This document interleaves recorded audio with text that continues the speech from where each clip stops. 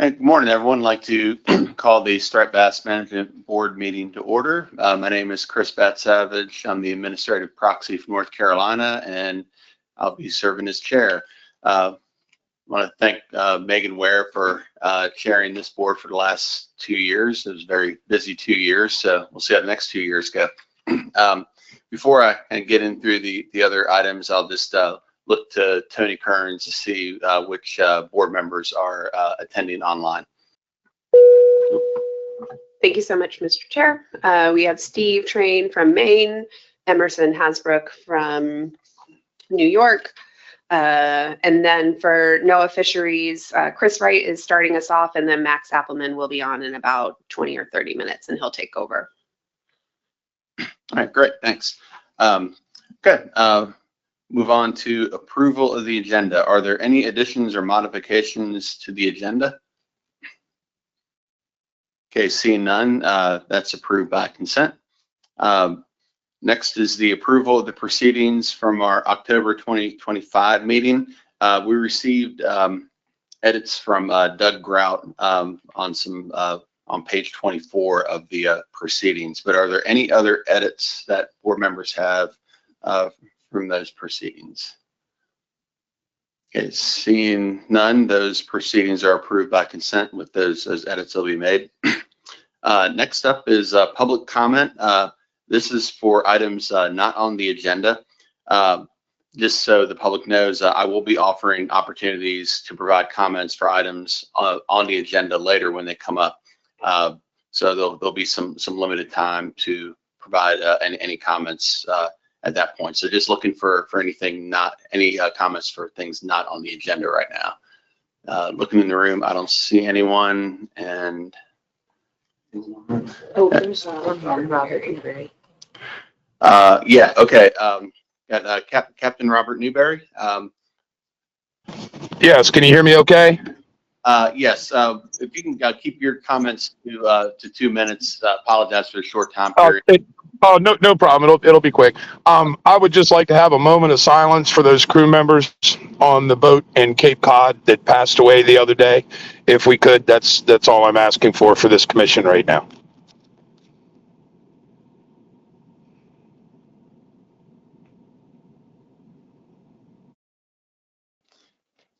Yeah, thank you for that.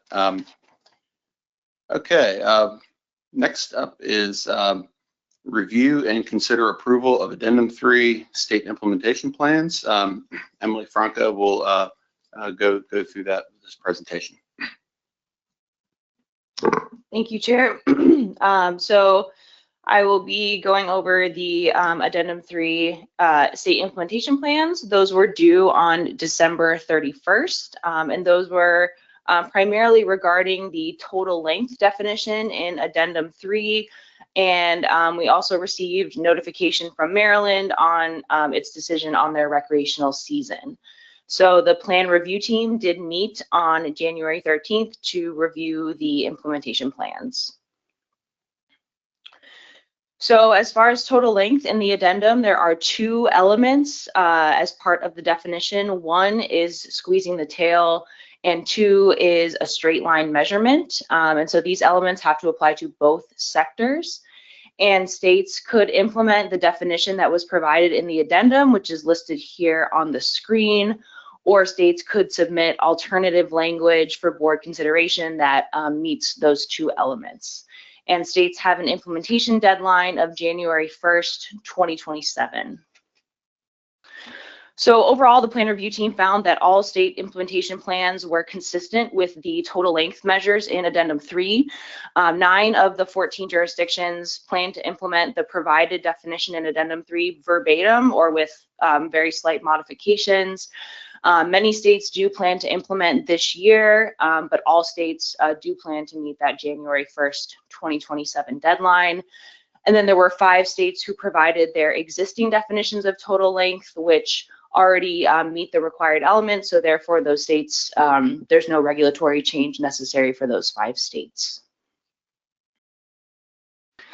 Just a couple notes of interest from the PRT. The PRT notes that Delaware actually plans to implement this definition of total length for all of their species that use total length thus size limits.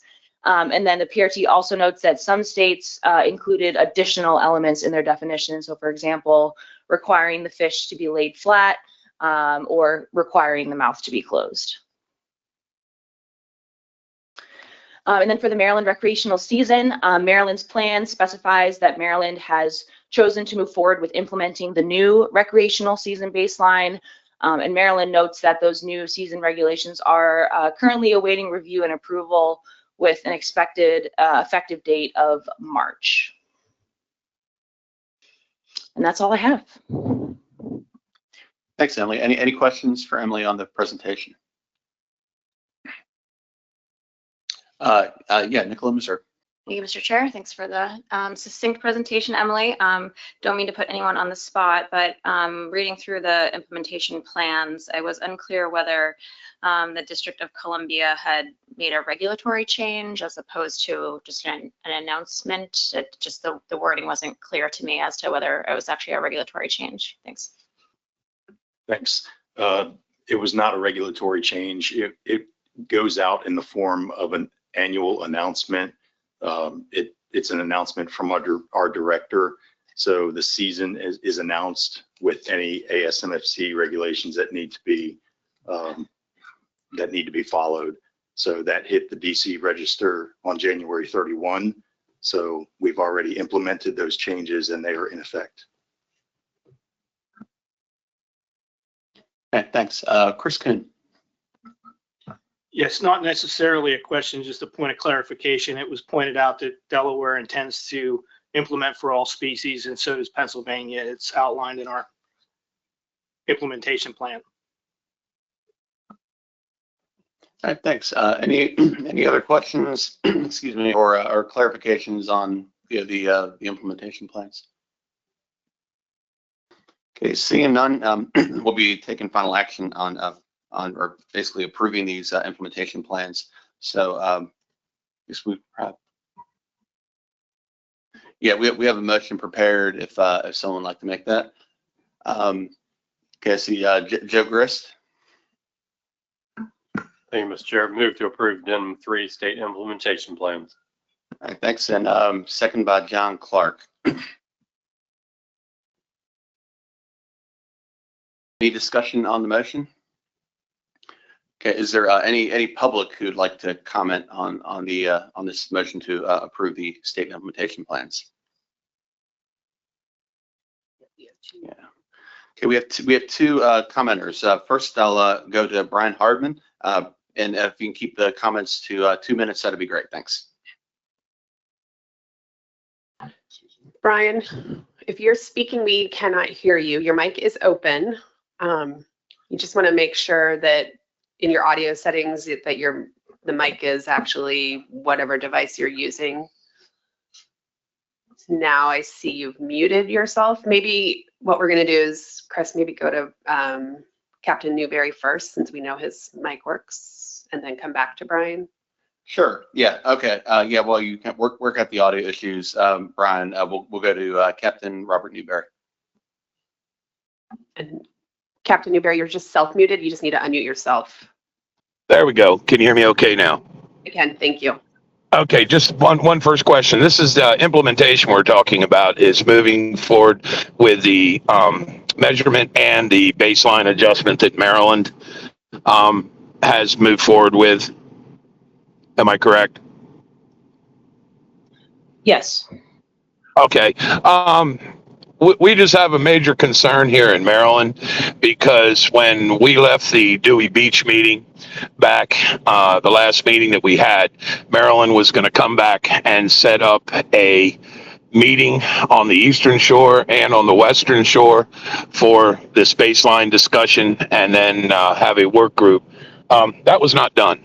They immediately went into the scoping process, and to this date, we have not had any type of a meeting to discuss this. And the adverse impact of this baseline adjustment that shuts down the entire month of August is extremely detrimental, not only to the fishery, but to the economics of Maryland. And the other major issue that we have is that University of Massachusetts, along with the Woods Hole Institute, has done a research on handling and catching of these fish, specifically during the spawning season. And it's very adversely affecting not only the spawning, but the health and the condition of these fish. So it is our major concern with the industry, both the commercial and recreational and charter boat industry in Maryland, that this really should not move forward until there is better research done. Because if we're trying to protect this spawning stock by 2029, targeting these fish specifically during the months of March, April, and May, pre-spawn, spawn, and post-spawn, now that we have a study out there that has been completed, is going to be very detrimental. And we have agreed, both charter, commercial, and recreational, not to have a trophy season, which is that time. So now they're just using an excuse to have a catch and release. So I do not think we should move forward with this, and I thank the commission very much. Yeah, thank you for the comments. Is there any other members of the public who'd like to comment on the motion? So Captain Newberry, if you can mute yourself on your end now. Okay, thank you. Thank you. And Brian, I see that your mic is open, but we're not hearing you. And we still don't hear you, Brian. He might have to turn his mic volume up on his computer. My guess is that his mic is not connected. Sometimes you have to, what works for me is just logging out and then logging back in. But my technical expertise is low. But we still can't hear you. I apologize, Brian. Yeah, sorry about that, Brian. Okay, so I guess just in the interest of time, we'll go back to the board on this. Is there any need to caucus? Yeah, Adam Nowalski. I was just wondering if Maryland wanted to respond on the record to that question about what transpired, just so that everyone's clear.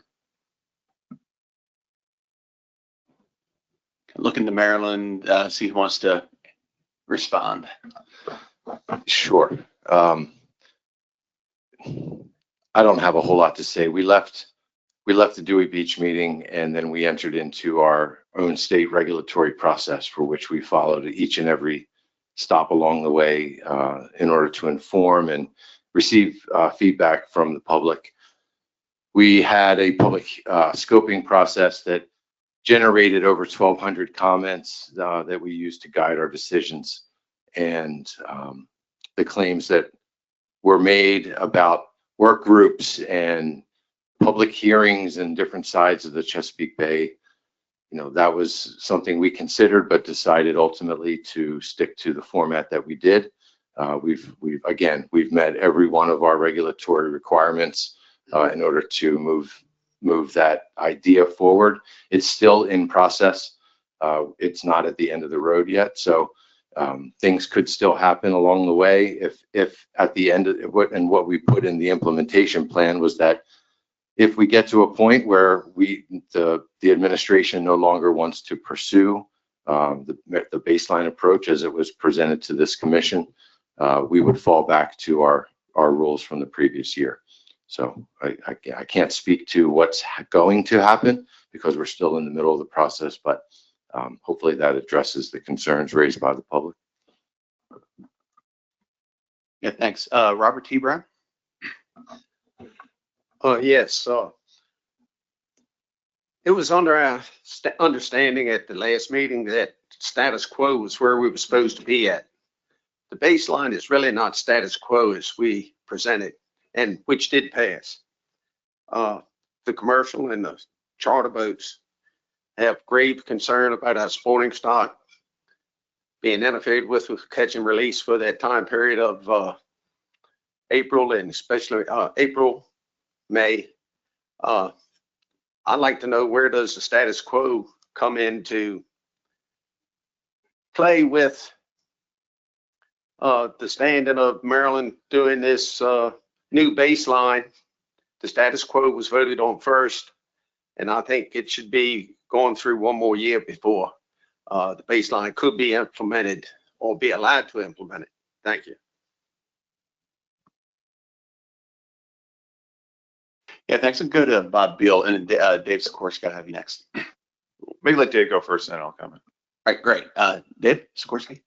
Thank you. I just wanted to go back a little bit further in time because the department, when the conversation around a baseline started and this commission was willing to consider the proposal that ultimately came forward and was approved, the department organized a stakeholder work group.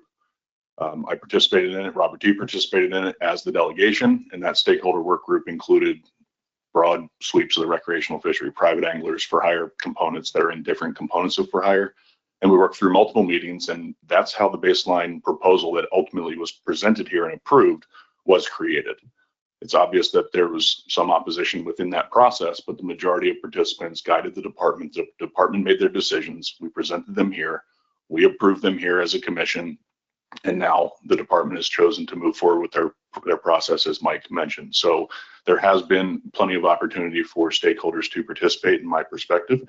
And I participated in all those to make sure that all perspectives have been heard. And as Mike said, the vast majority of input during the initial 2-week scoping period, which the department does, was about 70-30 support for the baseline to move forward. And that's why we're here where we are today. So just to clarify all that for the record. Thank you. Not used to 2 buttons on the mic, mic up here. Sorry. Thanks, Dave. Next up, Bob Beal. Yeah, thank you, Mr. Chair. Yeah, just Dave said some of the things I was going to say.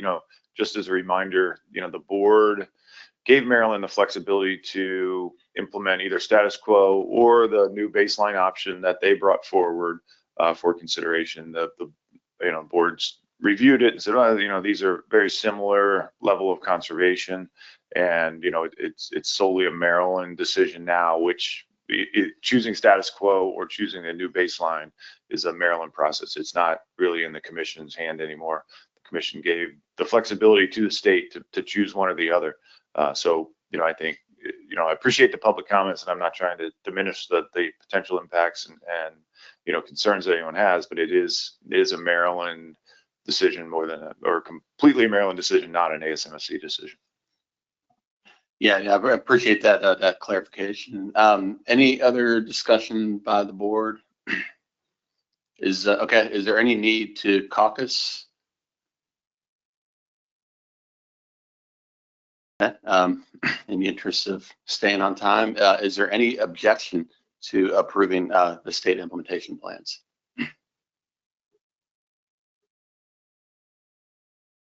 Okay, seeing none, those are approved. Thanks. Okay, next is to discuss the work group on future striped bass management, and Emily has a presentation for that. Thank you, Mr. Chair. So I will go over the content from the staff memo that was provided in the main meeting materials, requesting guidance from the board on this work group on future striped bass management. So in October at the annual meeting, the board did approve the establishment of a work group on future striped bass management. And so today, staff is seeking guidance on the composition of the work group, details about the tasks, and the timeline. So I think it is helpful to see the motion. This is the first part of the motion. The tasks aren't listed here. I'll get to those in a minute. But I'm just going to quickly read it. Establish a work group to develop a white paper that could inform a future management document. The work group should include representation from all sectors in addition to scientists and managers. The goal of this work group is to consider how to update the FMP's goals, objectives, and management of striped bass beyond 2029 in consideration of severely reduced reproductive success in the Chesapeake Bay.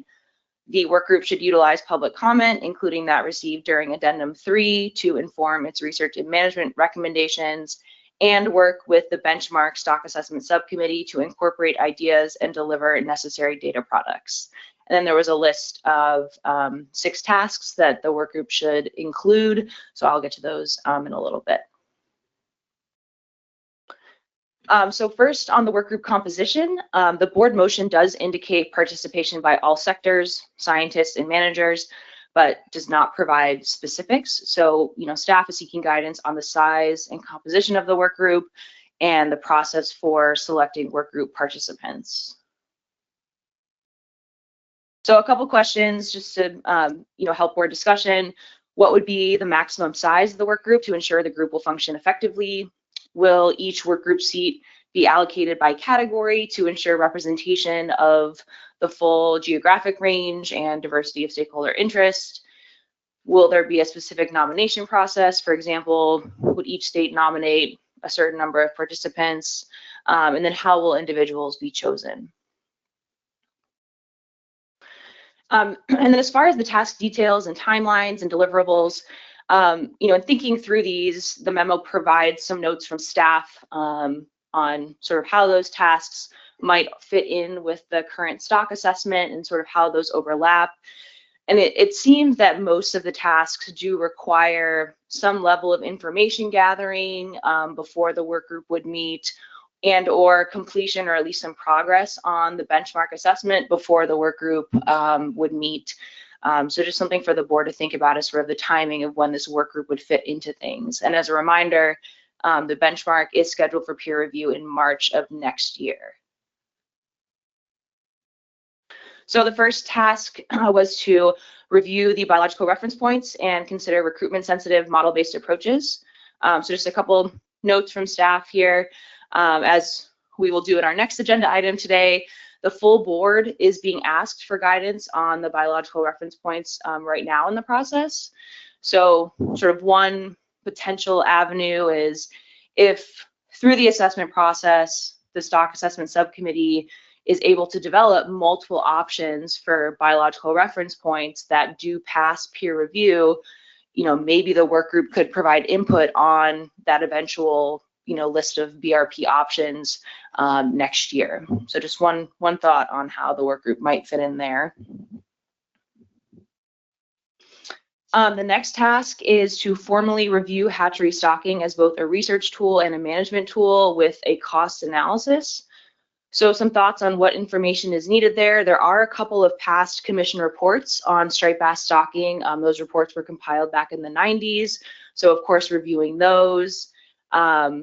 We could gather information from state agencies on past and current stocking, looking at North Carolina for current stocking here, and asking questions about performance, resource needs, environmental concerns, genetic or disease concerns, and perhaps literature review of stocking for other diadromous species and sort of open estuaries, open environments could be useful here. The next task was to evaluate the potential for other river systems to contribute to the stock. So again, I think there would be a need to compile the available information on other river systems, talking to state agencies if there are other particular river systems that have been sort of monitored for potential spawning activity. There have been some recent genetic studies on the spawning origin of striped bass, so those would be, added to the background information of the current stock assessment as well. The next task is about recruitment, to explore the drivers of recruitment success and failure in the Chesapeake Bay, Delaware, and the Hudson in light of changing climate and environmental conditions, including potential impacts from invasive species. So one note here is the stock assessment subcommittee is already conducting a literature review on this topic, and the SAS is also considering which potential drivers of recruitment could potentially be incorporated into the assessment model. So the SAS is already working on this question at this point. The next task is to explore the reproductive contribution of large and small female fish and the implications of various size-based management tools. So a couple notes here, of course, there is some information in the past assessments on the reproductive contribution of different size striped bass. We could also, talk to state agency staff who, work on these spawning surveys about what they're seeing. And then after the assessment is complete, the TC and SAS could provide input on size-based management tools, depending on what the board might be considering for their next management action. The final task was looking at methods to address discard mortality in a catch and release fishery. So an important note here is, we're all familiar with the Massachusetts DMF release mortality work that is still underway. So when that work is available, one potential avenue is the work group could sort of look back at the work group we had last year or in 2024 on release mortality, look at that report sort of in light of the new findings from the Massachusetts DMF work and the other recent studies, for example, from UMass Amherst, and sort of update that report or revisit those topics with this new information. So again, those were some thoughts from staff on what might need to be done in advance of the work group meeting in order to ensure the work group has the information they need to have a productive discussion. That's just a starting point. We're really looking for board guidance on these tasks, the timing, and then, as I mentioned, the composition of the work group. All right, thanks, Emily. So first, look for questions on the presentation before we jump into guidance and discussion, and just to kind of give a sense of kind of how the flow of things. Besides what Emily pointed out is after we kind of exhausted any questions, I'm going to go to Marty Gary first. Since him and his staff kind of put together this motion for the work group to provide his perspective, and then go to others. But first, I'll look for any questions on the presentation. Roy Miller. Thank you, Mr. Chair. I was wondering if item 4, exploring drivers of recruitment, including impacts from invasive species. I was wondering if we should maybe carry that one more step. If we find there are drivers of invasive species, what would be a strategy to lessen that impact? That is something that fisheries agencies have some control over, unlike climate change and spring rains and that kind of thing. So I would just throw that out there as something that we should give some collective consideration to, particularly if we feel it's an important problem. What can we do about it? Thank you. Thanks, Roy. Any other questions on the presentation? Chris Kuhn. Yeah, I just had a question regarding the stocking of striped bass. I'm somewhat familiar with North Carolina's efforts, but you referenced some other stocking efforts. And do you have any examples of those, and were they evaluated, and if so, how? So no examples yet. I think that would be the goal. If there were other species that could be looked at as an example, other diadromous species in sort of open environments, not in sort of a closed lake or anything like that, to look to, I think that could be helpful. But the only current stocking of striped bass along the coast, again, sort of in an open environment that I know of right now, is in North Carolina. John Clark. Just on the stocking, Mr. Chair, I'm familiar with, we have a consultant in Delaware that's been, we've been giving him a permit to take spawning striped bass for how long, Roy? Probably about 30 years, yeah. 35 years. And I think he was contracted by a power plant in Maryland to stock. Was that Vienna that they go in, Dave? Yeah, so there is another example of striped bass stocking. So is that, where are they stocking those striped bass? Yeah, I think that, but I think it would go, would they be able to get into the Chesapeake, I believe, right? That was the plan, was to let them go there to make up for what the power plant was impinging. All right, thanks. Any other questions on the presentation? Yeah, Dave Sikorsky.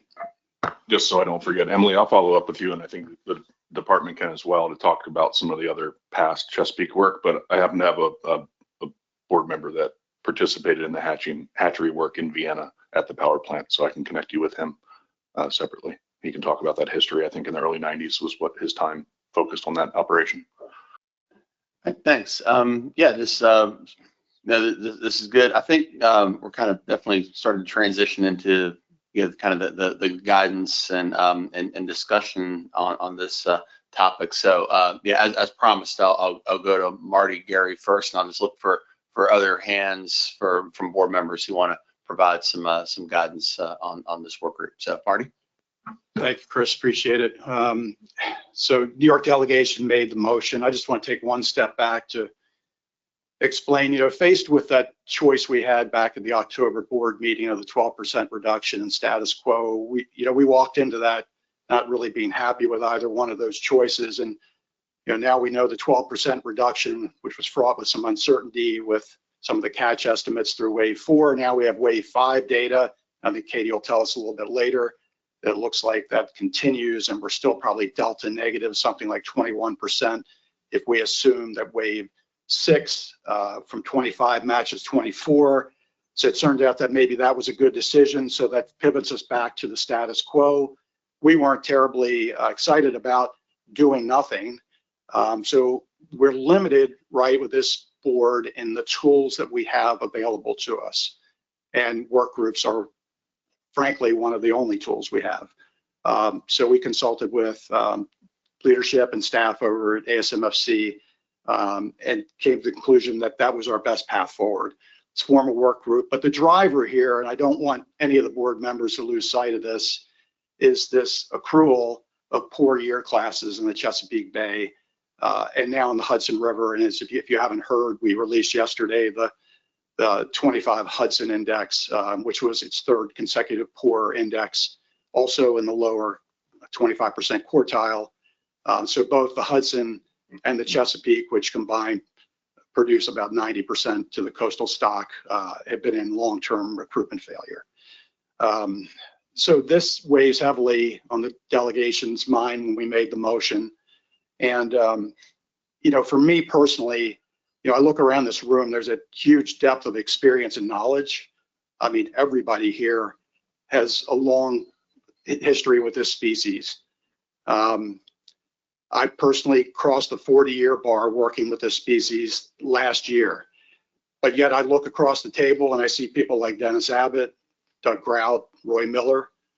They've got an even longer baseline than I do. And I think what comes to my mind and what came to our delegation's mind was, from an experiential standpoint, we know what lies ahead. So the thrust of this motion is really to prepare us to have these discussions with our public, amongst us as a board, to figure out how we're going to manage this fishery at a lower level of abundance as we get into 2030s. And having firsthand seen as a young biologist that started in the mid 80s at the onset of the moratorium in Maryland and seeing what bad looks like at close range, I can tell you, I know what it looks like and I see what's ahead.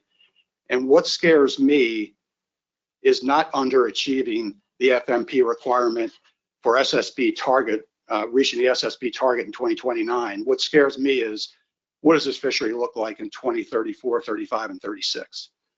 So we've talked, extensively among our delegation, and we really feel like this is our only and best path forward to have this work group. So we tried to put together what we could post haste, and that's what you saw in the motion. Was it well thought out? It was thought out to the best of our ability. What we were trying to accomplish was listen to our public with empathy and try to understand what they were saying. There's mentions of the hatchery, looking at possible shifts in where spawning's occurring.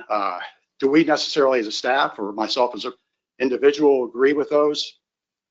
Not necessarily, but that's what our public is saying to us over and over and over again. So we were trying to include things that we were hearing from our public and incorporate that into the motion. At the same time, there's some intermingling of technical items in there and some items that blend themselves more to policy development. And so there needs to be some triage done on that. I'm not sure exactly how to do it. I hope there's a path forward where this board, we can remove some things that are better under the purview of the stock assessment subcommittee and the technical committee. and maybe add some things for this work group. In addition to, the things that are listed in there, there's the constituency of the work group. And our intention, again, was to listen to the public. And what we were hearing was they're going to go down this pathway and they're going to have the same people in an insular way talking about the same issues without really giving the public a chance to participate. So it was an effort. Its intention was to make it more inclusive. I'm not sure, because we all know once you get to a certain critical mass, it becomes very difficult to balance. So I'm not sure what the best pathway there is. Maybe it's something like the most recent Menhaden Management Work Group, where we had excellent participation from the public, and we made sure that the public that did attend and engaged in those discussions had ample opportunity to ask questions and comment.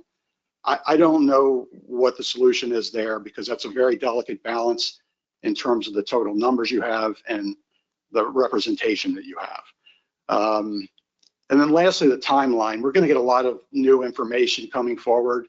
MRIP calibration will have potentially new information on release mortality. And natural mortality in the Chesapeake Bay, there's new research emerging there that may be built into the benchmark. So new information is going to be coming forward incrementally. So I don't know about the timeline. Is the benchmark being delivered potentially in May or August of 2027? It's not that far away, but maybe this starts this discussion, and maybe this group can continue. I'm not 100% sure. And I don't know that this is the mechanism for us to really, truly get that conversation across the finish line so we can start talking about what this fishery is going to look like in the 2030s. But at the very least, I hope it's the start of that process. And that was really what our intention was in New York. And I guess Mr. Chair, I'll stop there, and hopefully that made sense to everybody. Yeah, thanks, Marty. I was kind of laid out what we need to do here, and your perspectives on this. This is, I think, a good way to get things kicked off. Before I go to other board members, and I think when we do, we'll need to decide which point we want to hit first. I want to go to Emily on, or the staff in general, on the idea of possibly adding or removing tasks that are in the motion. That'll probably help us guide us later as we discuss how to handle this work group. So yeah, Emily. Yeah. So if the board wanted to, change the task list, I think if there was board consensus around adding or removing a task, it wouldn't need a motion. If there was not board consensus or someone wanted a motion, we could do it that way as well. Yeah, thanks. Okay, so there's a lot here, and needless to say, we're not going to be making, finalizing everything on this work group at this meeting. We'll continue this on into the next one. But I think if we can at least start getting some ideas on the work group composition and the timing, and kind of build on that, think about it some more after this meeting, and come back and drill it down and possibly even finalize things at the spring meeting would be great. So I guess we'll start with any thoughts on work group composition. Marty pointed out some ideas on that in his comments, looking for others. So I have Doug Grout, Jay McNamee, and then John Clark. Okay, thank you, Mr. Chairman. I'll try and provide my suggestions for this. A lot of this depends on how many people are going to step up to participate in this work group. But if in an ideal situation, I always find getting above a dozen people in a work group just becomes unmanageable. So what I came up with is for industry representation, we have an AP, and that we would try and solicit someone from the rec community, someone from for hire community that's on the AP, and someone from the commercial fishery. If we were not able to fill that out from the AP, we do have commissioners that are that might be able, that are fishermen, both commercial for hire, that might be able to also fill that set. So I was looking at one from each sector. I think because some of these staffs, some of these tasks will involve technical committee and stock assessment subcommittee, that we'd have the technical committee chair and the stock assessment subcommittee chair. And then from the board, I would offer as a suggestion, trying to come up with a commissioner, one commissioner from, in an ideal situation, from the Chesapeake Bay jurisdictions, one from the Delaware Bay jurisdictions, New York Hudson, because those are our three primary spawning areas, and then maybe someone from southern New England, someone from northern New England, and if you're willing, the board chair on this. That would come out to, you know, being about 11 people. But yeah, just if you're willing.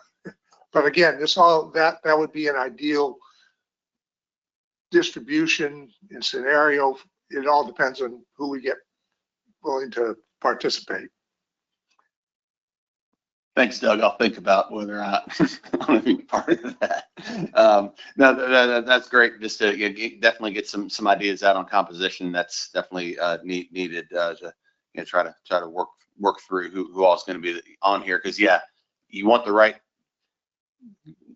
representation, but if you have too much, it's hard to accomplish anything. So yeah, thanks for that. Next up, I have Jay McNamee.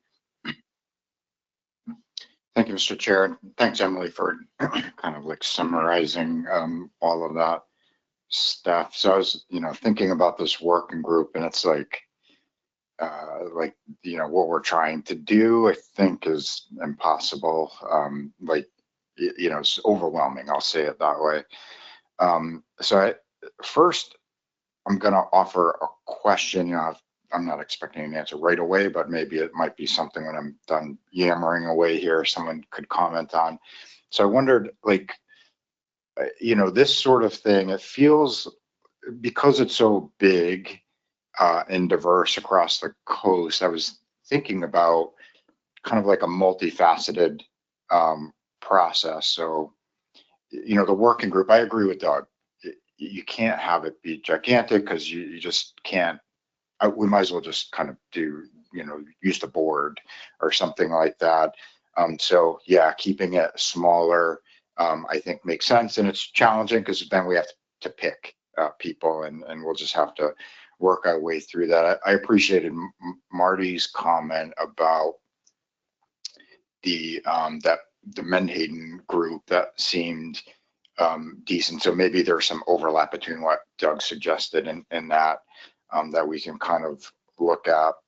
But yeah, this multifaceted approach, I'm talking about facilitated workshops, surveys, probably like a collection of things that then feed into a core working group that kind of processes the information.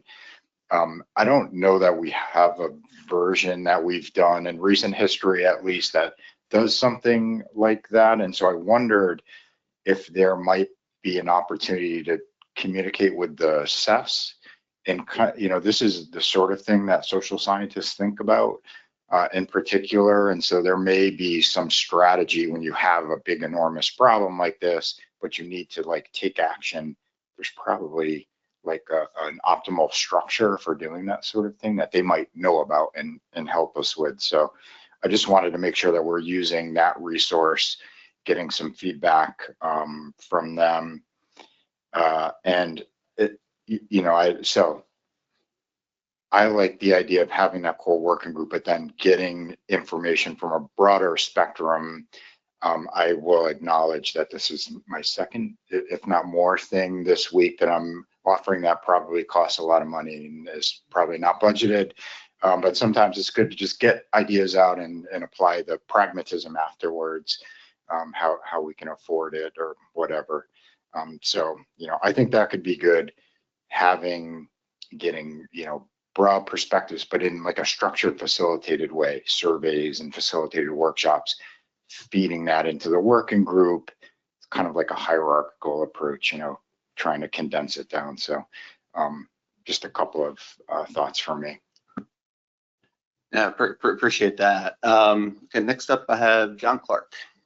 Thank you, Mr. Chair. And just kind of building on things that have been said by Doug and Jay, I agree with Doug about the size. I was wondering if perhaps it could be started more along the lines of the Menhaden Working Group. I was fortunate enough to be the chair of the board then when Marty chaired the work group, and that size seemed to work well, and having the meetings open to the public was a great way to get the input. I'm just afraid, having been through the stakeholder engagement workshop last week for horseshoe crab, that just choosing one person from each sector, because of the diversity of views out there within these sectors, that it's going to put a lot of pressure on those people who are chosen to sort of represent such a wide range of views, or some of them may just want to represent their own view on the issue. So I was wondering if maybe start with a smaller group of the board with the meetings open to the public, and then when we have some of the issues more focused at that point, then transition to a group that includes more of the public input, just because I think it sounds rather unwieldy at this point. Thanks. Yeah, thanks. David Borden. Thank you, Mr. Chairman. I'm going to kind of follow up on a couple of the previous comments, Jason's comment and also John's comment. One of the things that I'm struggling with the most is the public participation process and how we integrate that. That to me is the most difficult thing. I think the rest of us can collectively figure out how to winnow this down to a workable group. And I think it's kind of, and this follows on John's comment, I think it's kind of an impossibility to find one or two people or five people that are going to represent the interests of the recreational community up and down the coast, because it's all different.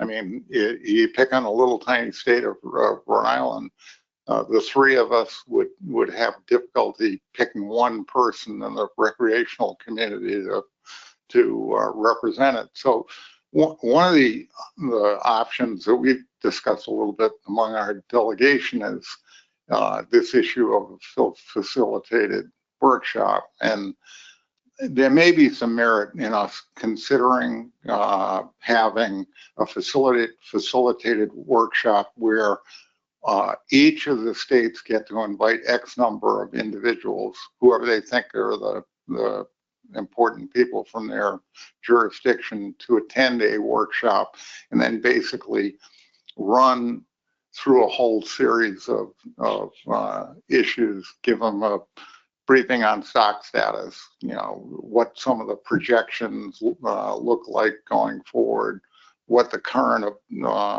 objectives are of the FMP, and then ask them to kind of consolidate their preferences, so we get information directly from the constituency, and then feed that into the work group and let the work group kind of deal with it in terms of how they fashion recommendations and options.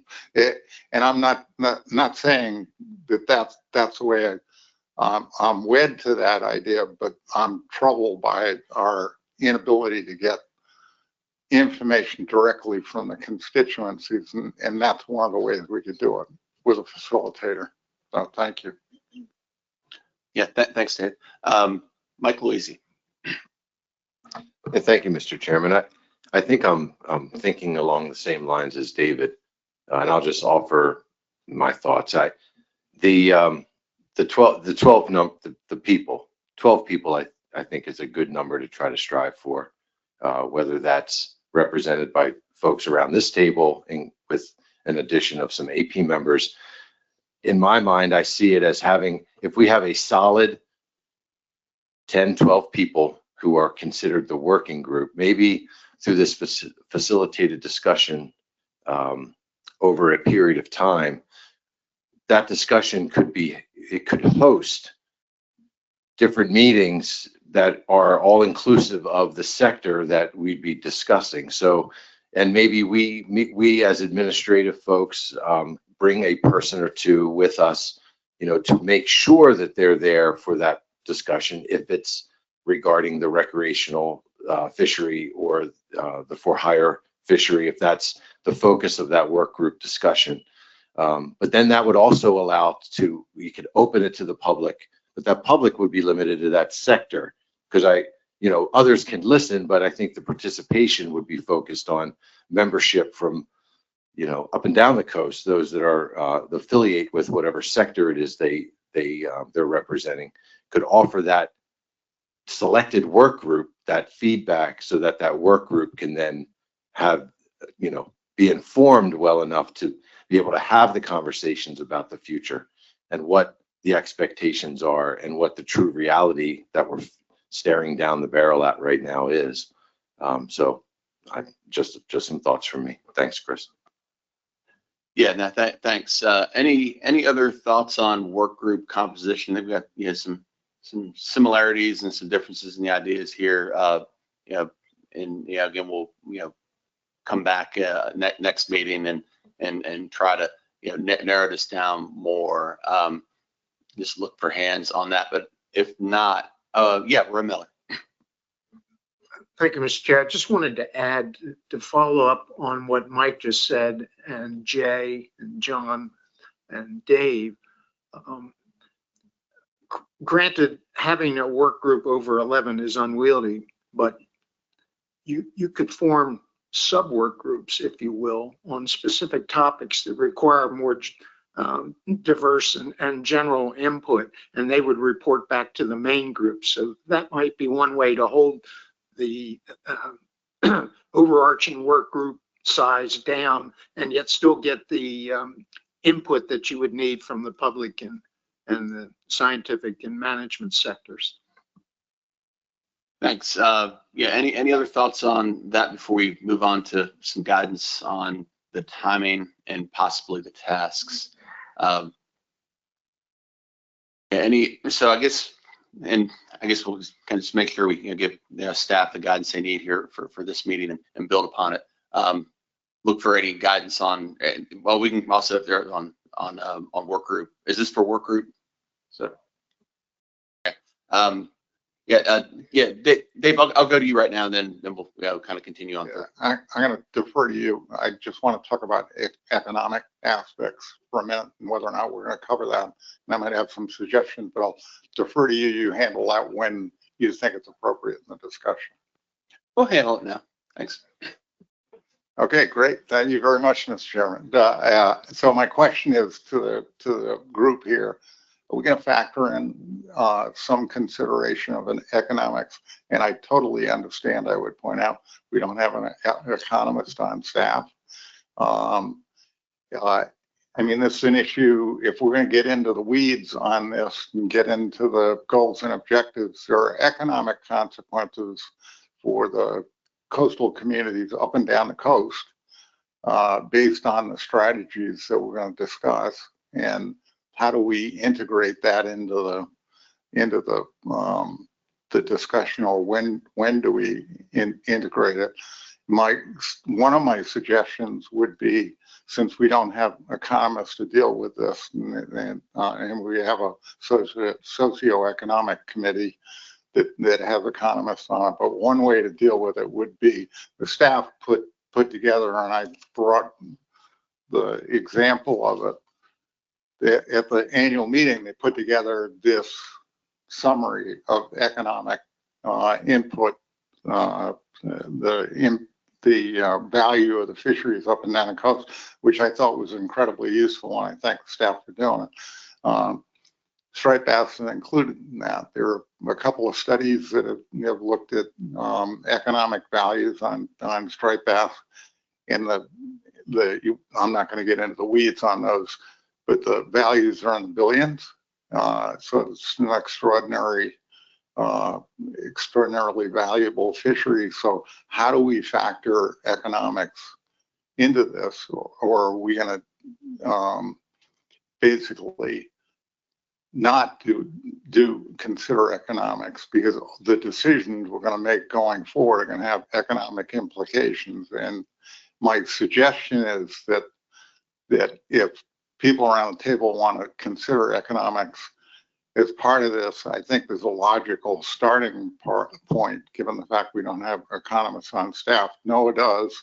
And in fact, a lot of the data that went into the analysis that the staff put together came through the NOAA one-stop shop economics program.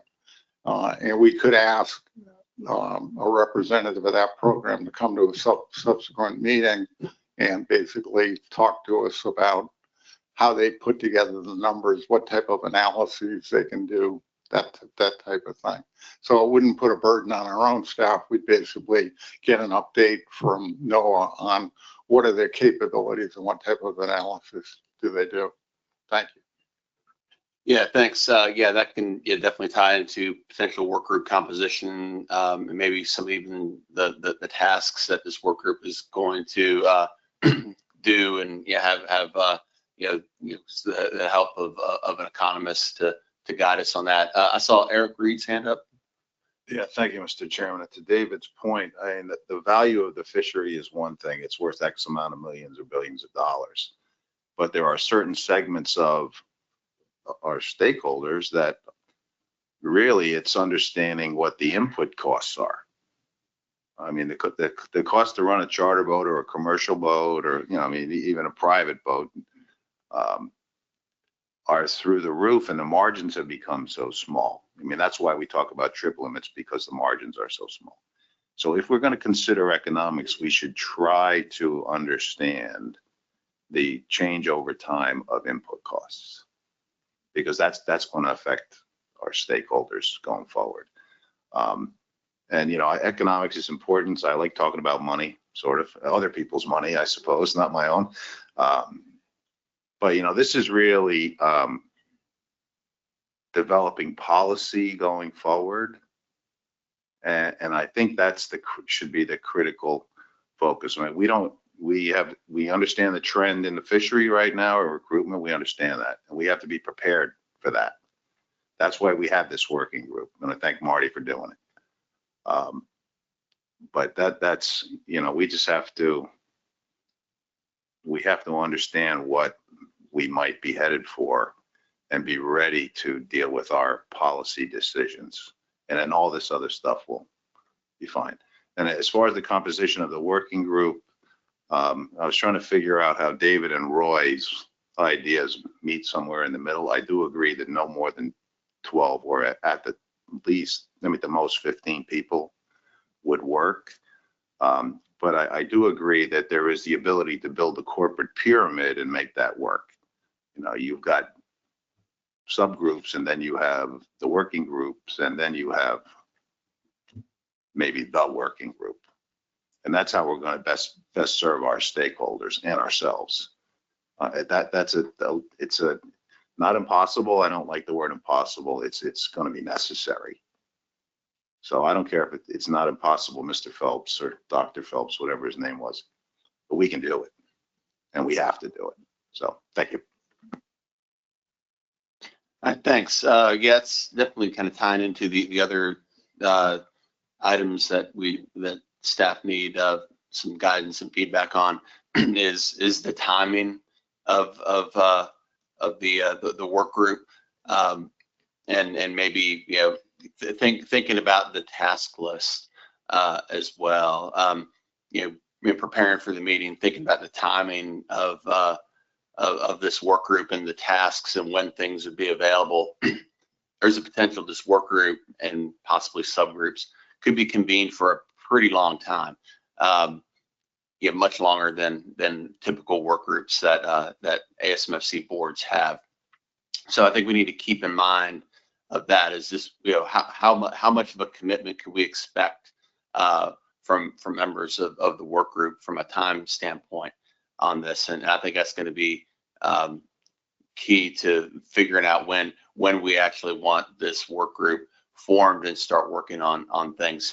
So I think this is kind of twofold here. It's when do we want this work group to get started, and maybe also take a look at the list of items. And I think we'll be kind of hitting the to be continued button on some of this, but at least get some ideas out now, and we can think about it over the coming months before we meet again in the spring. But just want to kick off some that with guidance from any board members on those items.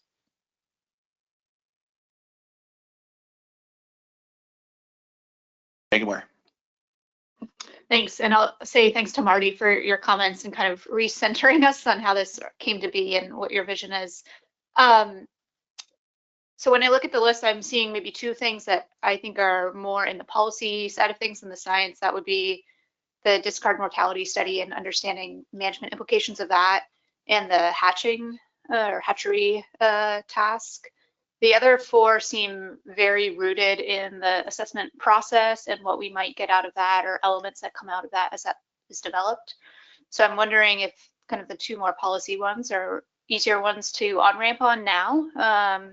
I want to be very conscious of how much we are asking of the stock assessment committee right now and the workload we put on them, because that for me is the highest priority, is that 2027 benchmark stock assessment. I don't want to jeopardize that in any way. I don't think that's what Marty's intending either.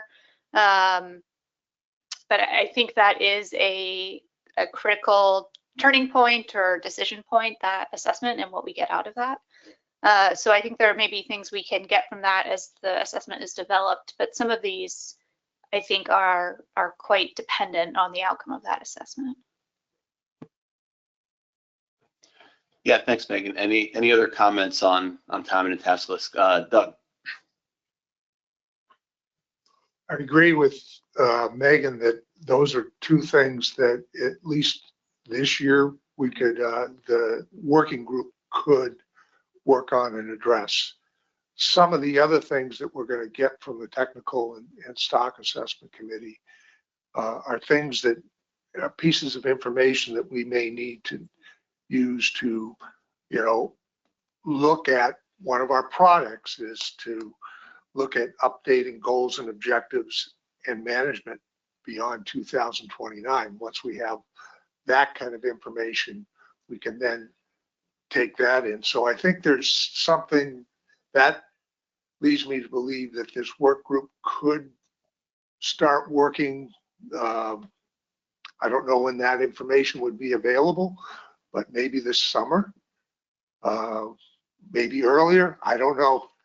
And that would be up to what staff and TC thinks that when they can provide that information for us. So to me, with that in mind, I think we do need to try and put together this working group. And one of the suggestions I had for who would, if we had this flood of people, more than we could handle, that wanted to be on this working group, then I think it would be the chair and vice chair working with staff would typically decide which people would be on it, maybe using the guideline of what I put out for what would be our composition. Thanks. Next up, I have Jay.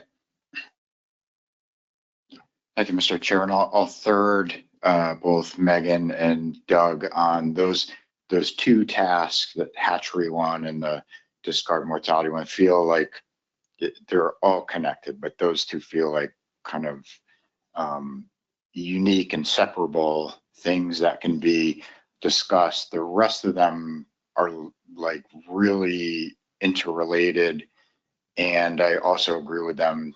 They're connected to the technical work that's already kind of going to go on. And I guess I was, this is maybe not helpful, but I was thinking the real value of the working group, it's almost like they could interact with the stock assessment committee, because there are these ideas.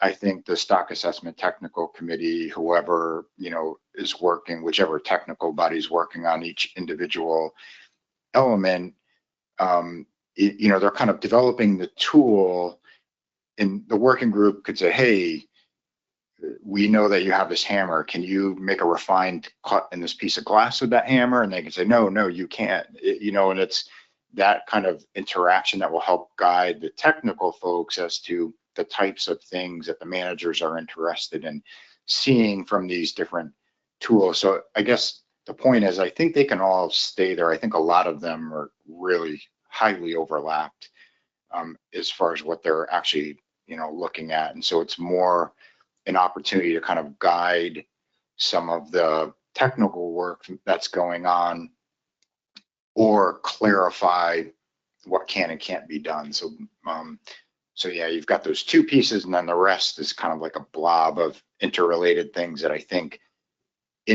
bouncing back and forth between the working group and the technical folks, I think could be a valuable approach there. Yeah, thanks. Dennis Abbott. Yes, thank you, Mr. Chairman. Sitting here looking at things from my view from 20,000 feet up, and kind of from my simple point of view of things, I think I agree with everything that everyone has said. I have no disagreement with anything. But I think it's very important, before we even start, that we set our priorities. All the things that Emily talked about, some of those are surely more important than others. I don't think we should task this working group with tackling all of these things. There's got to be some that are much more important than others. Like Roy Miller mentioned, predation and invasive species and all of this business. I view that as having a much higher value than looking into growing hatchery fish, for example, just from my point of view. And I'm also not unclear, but a number of people have mentioned goals and objectives. And I sit here and I say, what are our goals and objectives? Do we expect in 2031 that we're going to really be able to improve this stock? Are we fooling ourselves? I really have that as a question in my mind. I think part of this working group really should provide some sort of an output that informs people with an understanding of where we are. I don't think we've done that enough. I think we're probably creating false expectations to tell people that things are going to get rosy somewhere down the road. Doug Grout at other meetings and other folks have talked about, getting SSB up by 2029 is a goal of ours, but and already admitting that down the road further, we're not going to be better off. I mean, the young of the year is telling us a bad story, and I don't think that there's anything that we're going to do is probably going to improve that. So the outcome of this working group, we should be looking to, provide a greater understanding of where we are. Are we intending to just satisfy the public? I don't think so. Are we expecting to improve the condition of the stock through this working group? I question our ability to do that. We may get a better understanding of where we are and where we want to go. But I think that the first thing, to go back to what I said, is we have to set realistic priorities, and then we have to be very clear in our goals and objectives and message that to the public. Thanks. Yeah, thanks, Dennis. Appreciate that. Just try to add some structure here and really try to answer some important questions. We'll get a lot of ideas on who's going to be on this, how we're going to approach these lists. I haven't heard much about maybe adding or removing anything, but as I mentioned, we will be discussing this further at the next meeting. So Emily, you have any input? Is there? And I also look to see if there's anything more you need from the board on that. So I'm going to Emily, and then I have Matt Gates. Yeah, thanks, Mr. Chair. So obviously, these questions about the work group are big questions. So didn't expect to answer them all today. So I think from staff perspective, my plan for ahead of the spring meeting, this was a very general memo laying out some questions. I think for the spring meeting, based on all the guidance, and there's a couple different sort of paths for work group composition, maybe a couple different ways to think about the work group timeline based on some of the sort of policy versus science tasks. So my plan for the spring meeting would be to provide another staff memo with sort of more specific options for the board to think about. Like we could sort of compose the work group like option A, option B, and we could sort of have here's sort of two different timelines. So really providing more specific roadmaps for the board to think through and maybe kind of pick one to go down at the spring meeting. So that's my plan right now. Yeah, thanks. That definitely adds a little clarity from my perspective on this. Matt Gates. Yeah, just following up a little bit on what Dennis was talking about. We're going to have a little bit of a discussion about the stock assessment and reference points coming up. And I think, something that the working group could look at is what are the changes, the possible changes to what the reference points might be. How's that going to impact our management? Is that going to get us out of this cycle of constantly ratcheting down our rules to try to maintain a stock that, productivity is changing in? And so I guess I wanted to just get an idea of what those changes might look like and how's that going to affect like the management decisions we have going forward. Thanks. Thanks, Matt. And as promised, I will see if the public has any just comments on this agenda item. Before I do, just one last look around the table and online to see if any other board members have any thoughts on these questions that staff are looking to kind of help refine this work group more. Marty. Yeah, thanks, Chris. Before we depart from this topic, I just wanted to thank the board members for some thoughtful dialogue on this. Really appreciate it. And I think I touched on this a little bit in October when we put the motion on the table, but I just wanted to share with you, I think one of the blessings and privileges of knowing some of the people that were involved in arguably one of the most difficult decisions in fisheries management, shutting down a fishery for 5 years in Maryland. Some of those people are no longer with us, but what I was able to learn in those years afterwards, talking to them, is what I think we're going to be challenged with is, so at a lower level of abundance, managing this fishery and doing it in a manner that we don't lose access and connectivity to it. So the socio-cultural benefits, the economic benefits, we can maintain those without sacrificing conservation, the adequate and necessary conservation for the species. It's a tightrope to walk. But if those folks were still around, what they would tell you is, it sounded like a great conservation story, great success story. They shut it down for 5 years and it came back because it was resilient. But they would also tell you there's a lot of collateral damage. And so the challenge is, how do you manage that and maintain the access and keep folks connected to that resource, because they care the most about it, the ones that are connected to it. So I think that's just a theme that we need to consider as we go forward. And I just wanted to share that. So thanks. Yeah, thanks, Marty. Okay, I'm going to see if there's any members of the public who'd like to provide some short comments on this agenda item. And I see a couple online. First up is Julie Evans, and Julie and others, if you can keep your comments to 2 minutes or less, that'd be great. This so we can maintain our schedule this morning. So I was kind of go in the order that I see them online here. So Julie, you're up first. And Julie, you just need to unmute yourself. And now you do not have, okay. Let's go to Tom then next instead.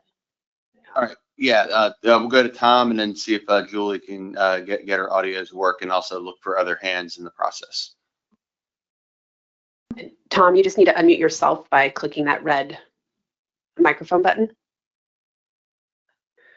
Tom, we're just showing that you are muted on your end. You need to unmute yourself. Yeah, all right. So we're gonna go back to Julie Evans. Julie, you should be able to unmute yourself. And Julie, you just need to click on that red microphone button to unmute yourself on your end. All right, Mr. Chair, neither person is unmuting themselves on their end, so I don't know what to do. Yeah, thanks. Sorry about the technical difficulties, but yeah, in the interest of time, we will have to move on. But the public is always able to contact their board members in their states and provide comments before the next meeting. So. All right, so yeah, moving on to the next agenda item is to discuss the 2027 benchmark stock assessment, and Katie Drew will have a presentation for us. So Katie, whenever you're ready. Great, thank you, Chair. So I'm here to relay some comments or requests from the Stock Assessment Subcommittee for guidance from the board on biological reference points and spatial management to help us guide our assessment.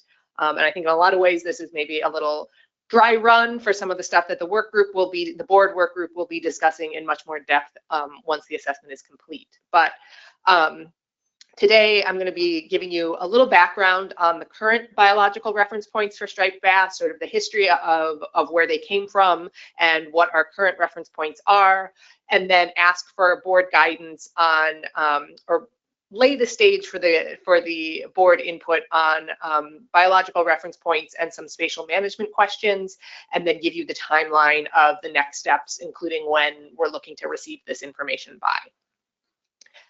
So for our current reference points, just as a reminder, so we're all on the same page, our SSB threshold is the estimate of female SSB spawning stock biomass in 1995 from the most recent stock assessment. That value specifically is about 89,513 metric tons or 197 million pounds. The SSB target is 125% of that threshold value, which is about 111,892 metric tons or 247 million pounds. Our F threshold is the F rate that is needed for the SSB to stabilize at that SSB threshold in the long term.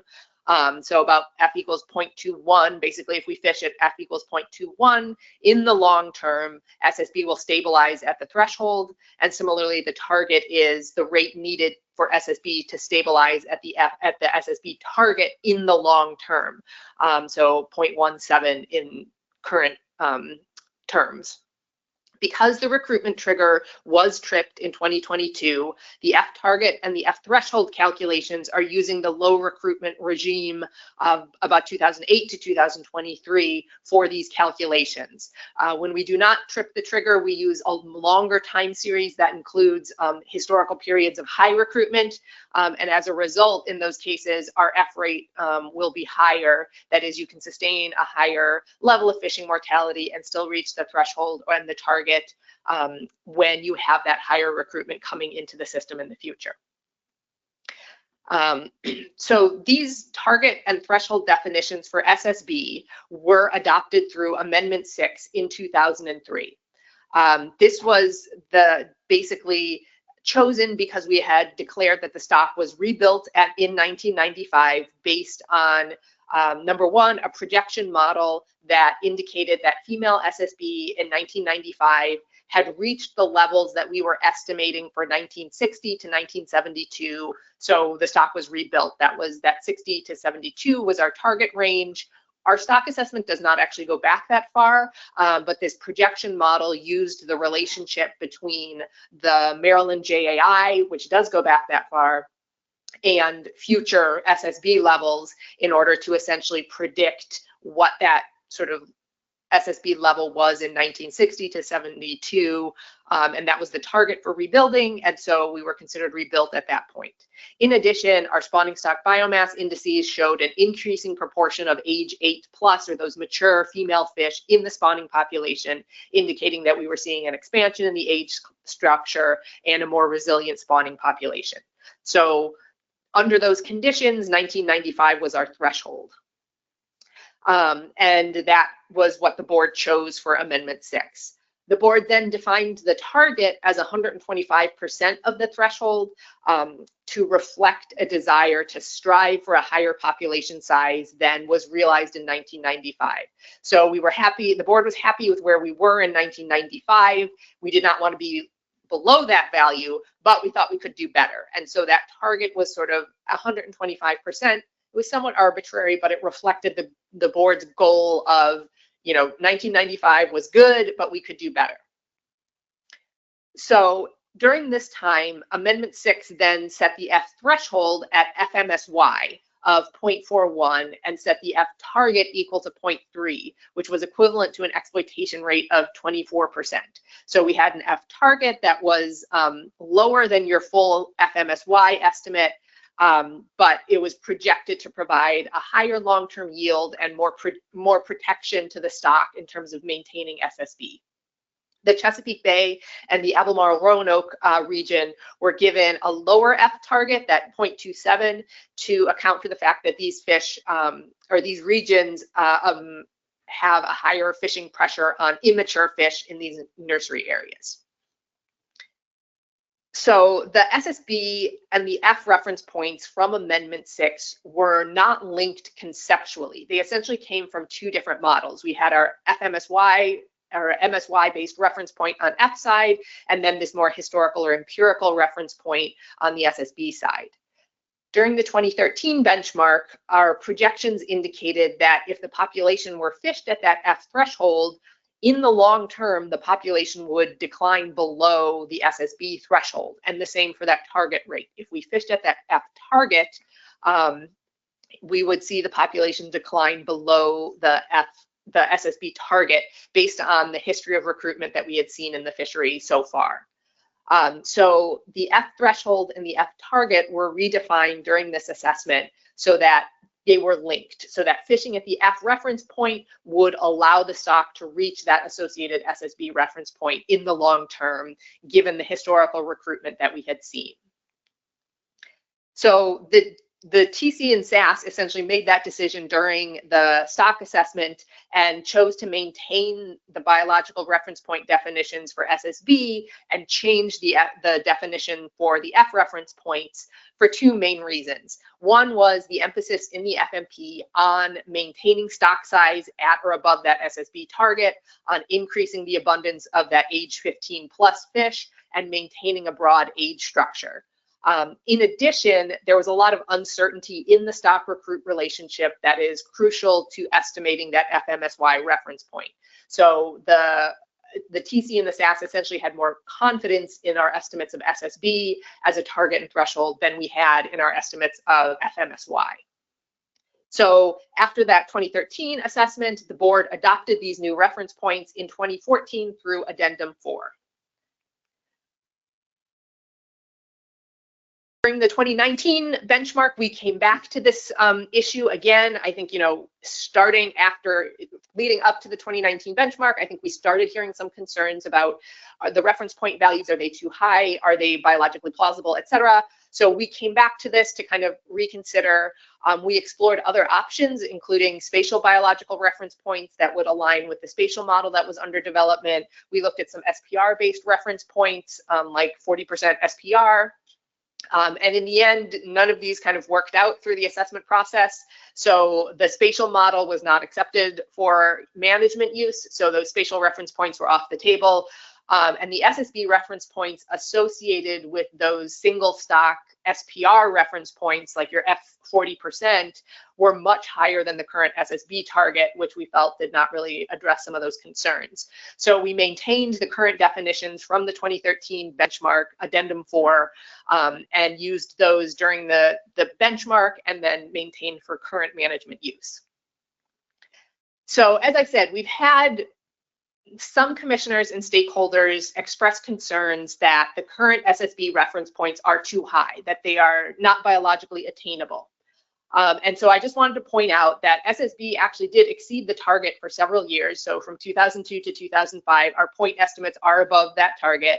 And the confidence intervals on SSB include the target for about a 10-year period there from 2000 to 2010, which is in that sort of green/teal box on this plot. So you can see this is female SSB over time with the confidence intervals from the model. That red line, solid red line across, is our SSB threshold. The dashed black line across is our SSB target. And so I'm highlighting that period of high SSB that encompassed the target from 2000 to 2010. Whoops, go back there. However, during this time period, F was above that revised target and in fact above the threshold for most of it. So that box is highlighting that same 2000 to 2010 period. At the time, obviously, when we were doing the assessments, during this time period, our threshold, our F threshold was FMSY, that 0.41 value. So we were below that 0.41. We were not considered overfishing at the time. And so it's only in looking back that we see our F was higher than would have allowed the population to achieve or maintain that SSB target and threshold in the long run. So the other thing that I want to point out is that this period of high SSB and high F was supported by a series of strong year classes from 1993 to 2003. And those are highlighted in yellow on this graph here. So these are the age one estimates from the assessment model. And you can see we had a series of recruitment events that were above that average long-term recruitment over the time series. And that fed into this box highlighting the 2000 to 2010 period of our high SSB and high fishing mortality. We had a series of strong year classes feeding into that to support the SSB levels that we were seeing and the F levels that we were seeing. Subsequently, as you can see, we have our recruitment regime has changed. And so while, prior to about 2003, 2008, we had more recruitment of events above the average than below it. Right now, we are in a period where most of our recruitment events are below that long-term average. And so while the SSB target is still attainable, the F rate required to do so may not be acceptable to managers and stakeholders under the current recruitment levels. So that during this time of high SSB and high F, we also had a high recruitment to feed into and support SSB and support a higher level of fishing mortality. We do not have that level of recruitment currently at the moment, and so we are estimating a lower fishing mortality target and threshold, and depending on how recruitment goes into the future, that threshold may change and come down even lower. So we are exploring other reference point definitions to specifically address TOR 6. This discussion around, that managers and stakeholders had about reference points is certainly in our mind as we go forward with this. And so to develop biological reference points that best address managers' objectives, the SAS is seeking guidance on two main topics. How does the board want to balance essentially preserving SSB versus allowing fishing? And then what is the board thinking about from a spatial management framework?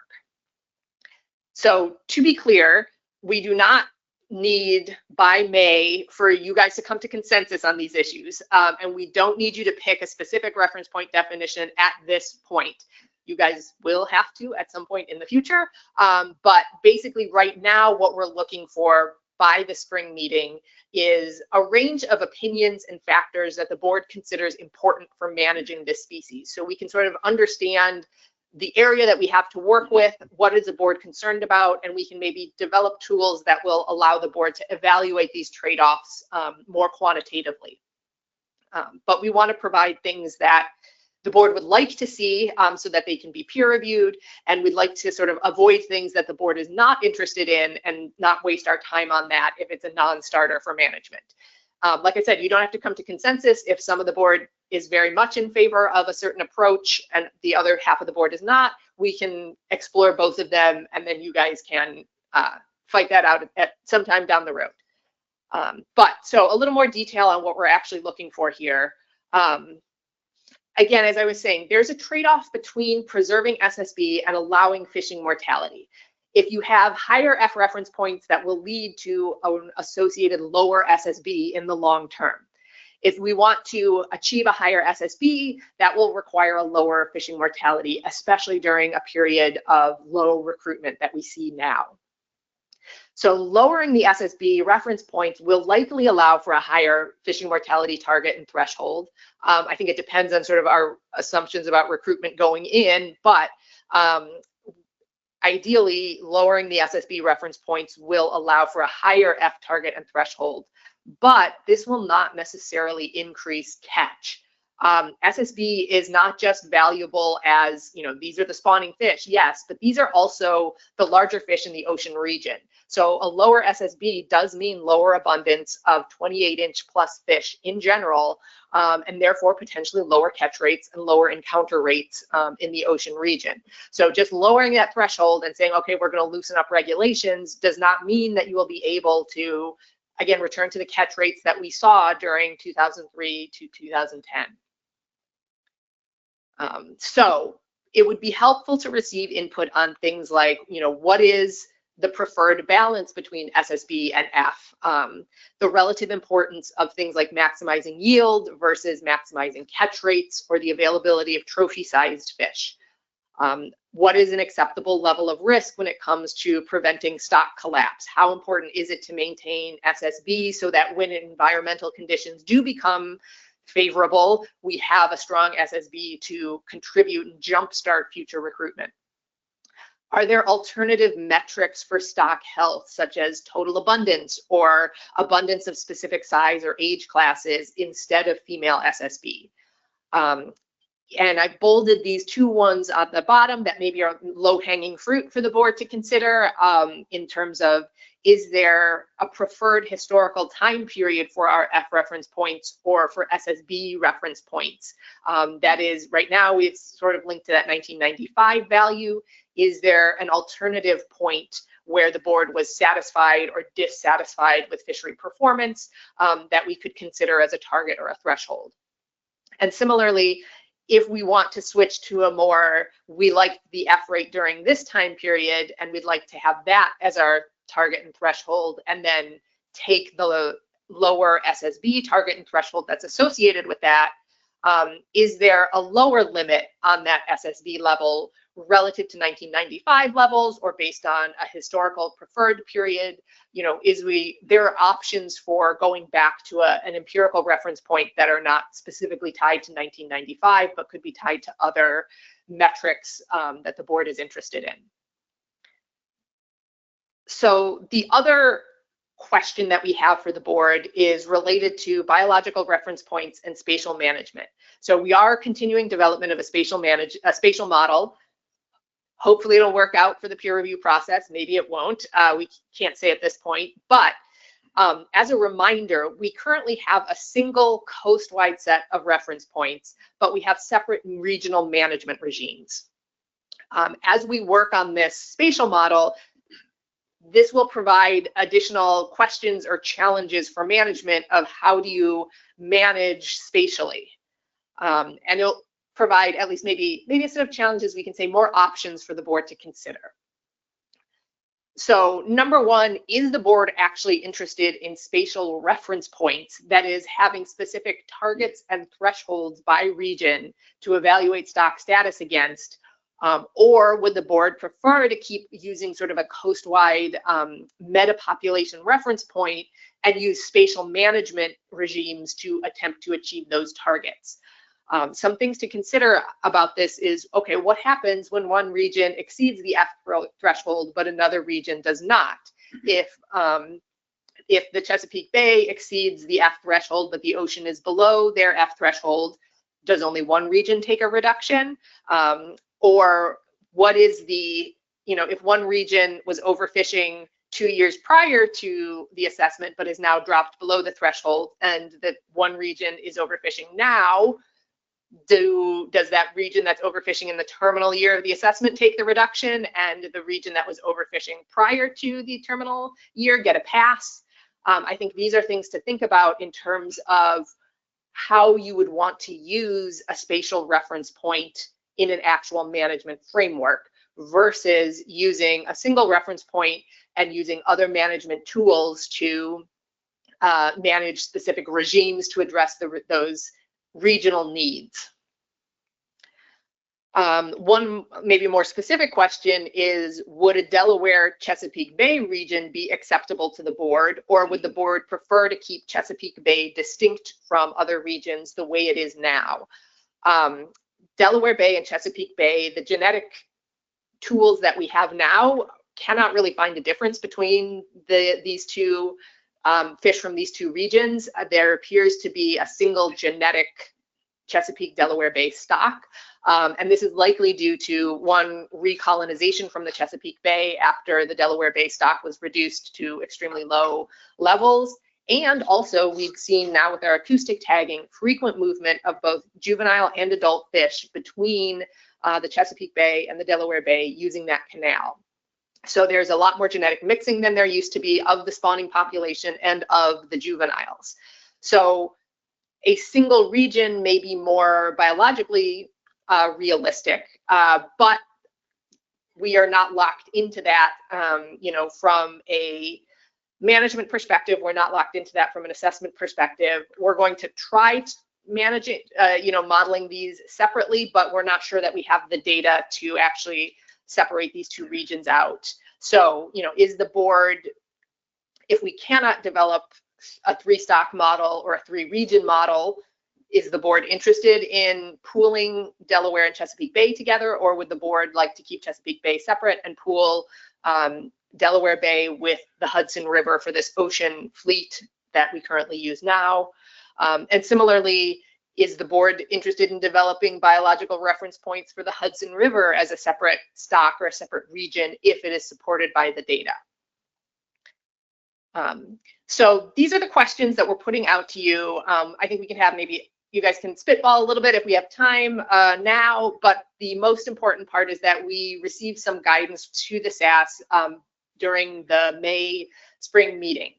We'll be having a methods workshop in March to sort of start the discussion on hopefully continue and finalize some of our modeling decisions, but we don't really need the reference point stuff until later in this summer through our likely August 2026 assessment workshop. And again, as we've discussed, we are on track to be reviewed through the Northeast Fisheries Science Center Spring Research Track in 2027, which is likely going to be March of 2027.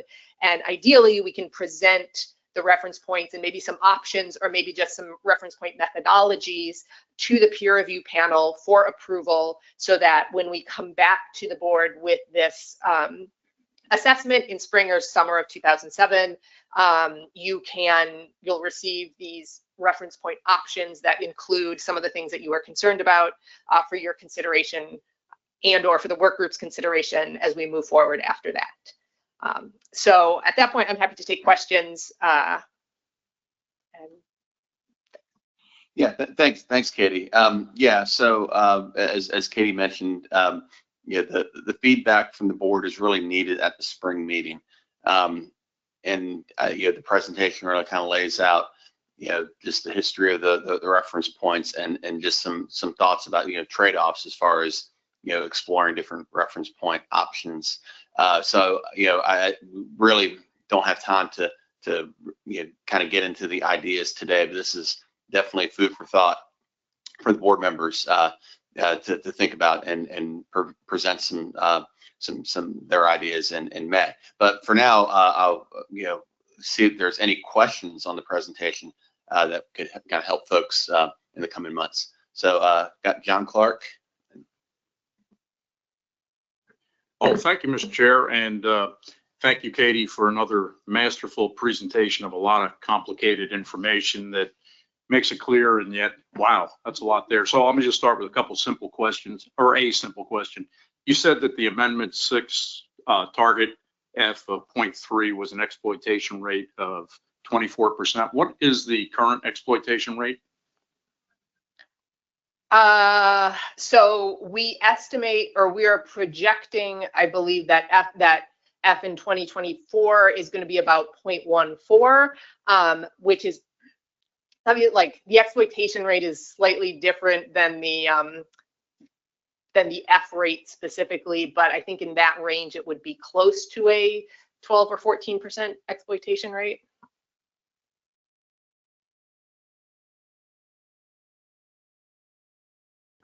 Next up is Jay McNamee.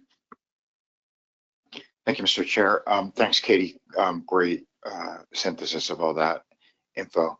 Actually, so my first question is, so I have ideas, but we're not doing that today. Is that correct? Okay.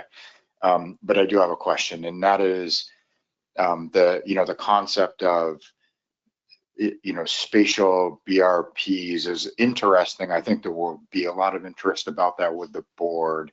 However, I am thinking back, and I think it was Black Sea Bass where this came up as an element in the peer review where we got, I think, at least from one of, this is like in my head and it was a long time ago. So at least one of the peer reviewers was pretty dogmatic about the fact that you could not parse the reference points out in the way that we were sort of intending. The idea was that there's one F on this stock. You can't like have 5 Fs or 3 Fs or whatever.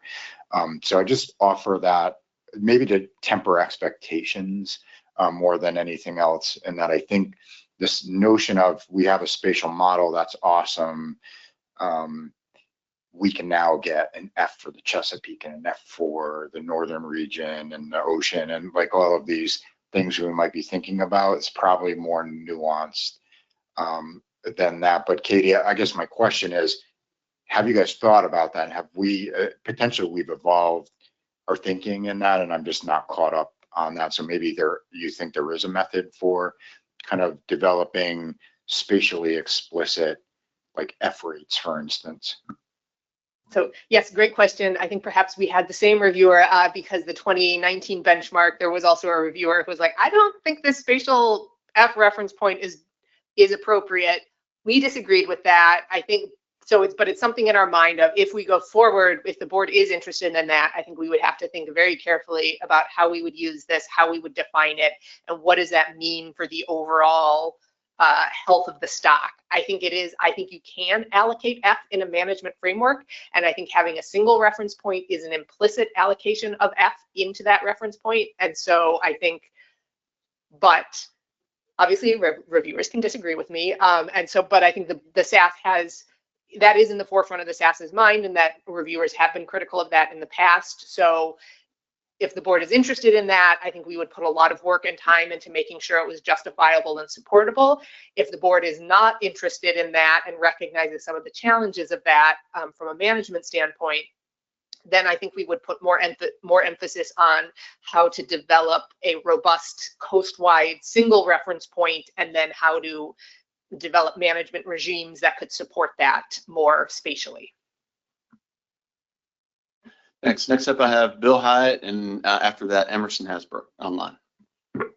Yeah, thank you. One of the things that sort of constantly eats at me with this discussion is kind of trying to visualize what the baseline would look like going forward, given where we are now. I mean, our fishing effort right now, our fishing mortality, fishing exploitation is low.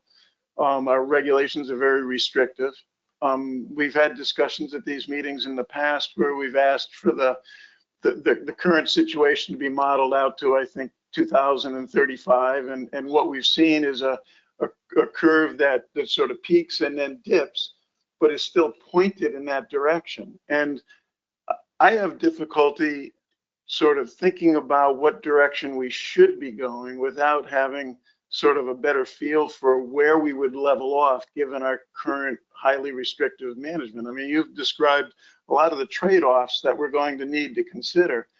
And I'm trying to visualize those trade-offs from where, from what baseline, what foundation. So I'm wondering if you can give us understanding that you haven't modeled out, understanding that there's a lot of uncertainty, just given your experience with dealing with these types of models and situations and projections, where it looks like it would level off under the current highly restrictive regime using the current biological reference points. So I don't think I can provide that right now in terms of, the projections that we did out to 2035, as you noted.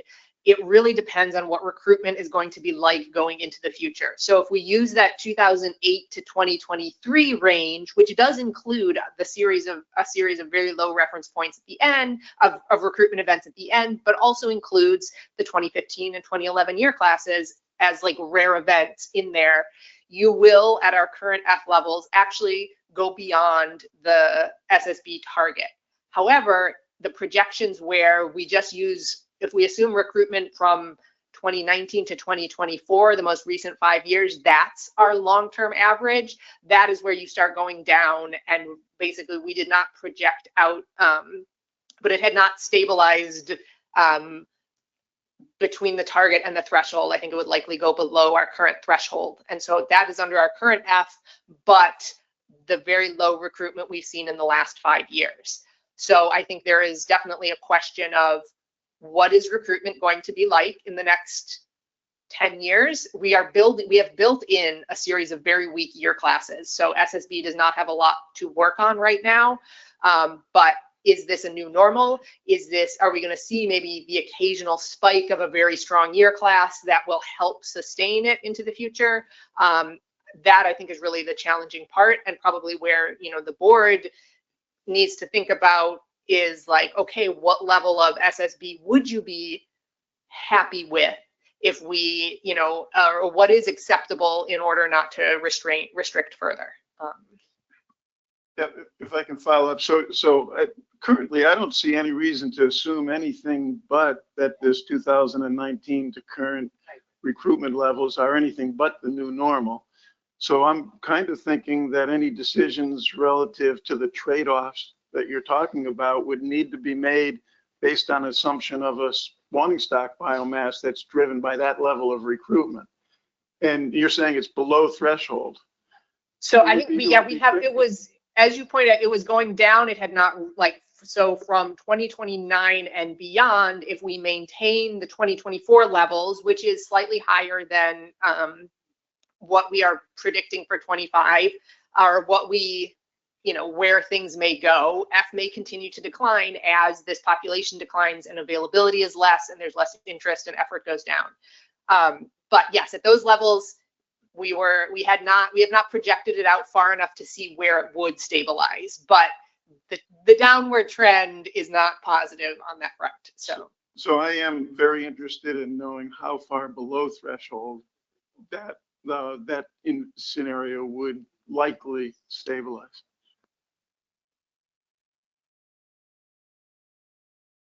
Thanks. Next up, Emerson Hasbrook, and then Jersemina. Yeah, thank you, Mr. Chairman, and thank you, Katie, for that extensive presentation. I just wanted to follow up a little bit on the issue that Jay raised just a couple of minutes ago on spatial BRPs. So do we have any examples of where spatial BRPs are currently being used? If I'm following it correctly, it was rejected for black sea bass. So so essentially, are there any other species that successfully utilize spatial BRPs? Thank you. So I would say not within the commission's framework or the federal framework that I am aware of, or at least not for stocks where you have mixing between the stocks. So obviously we have separate reference points for TAUG, and those are not necessarily, that the mixing is extremely limited between those stocks, but we have spatial reference points for them because we treat them as separate stocks. But yes, this is definitely a challenge, and it's something that if the board was interested in, I think we would have to do a much deeper dive on the potential for this as an actual management tool and see if there is any precedent to support it.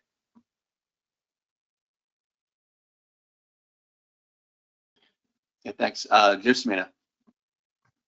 Thank you, Mr. Chair. Thank you, Katie. I apologize because I don't know how tough of a question this may be, but I don't disagree with what Bill was saying, that maybe we need to assume poor recruitment, and as in, using the most recent 5 years. But can you give us a sense of how dangerous it might be to assume that, and then the opposite happens, and we do have another 2015 year class or something like that? Like, what is the danger of, ignoring the fact that we may get a strong class coming back through?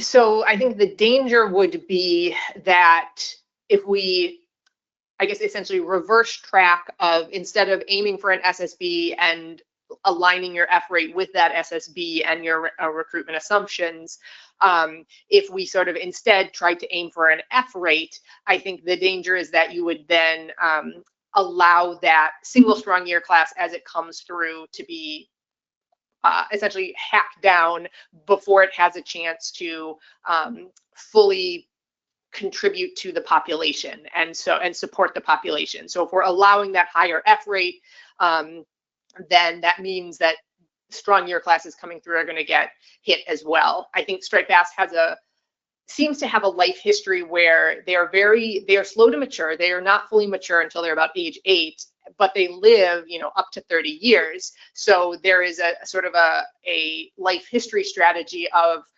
surviving long enough so that you spawn and hit good conditions, and that you can maintain with that low F rate, with a low natural mortality rate, those year classes a single year class or a single couple of year classes can help support that SSB. And we are rebuilding essentially on the back of maybe 2 strong year classes, above average year classes here.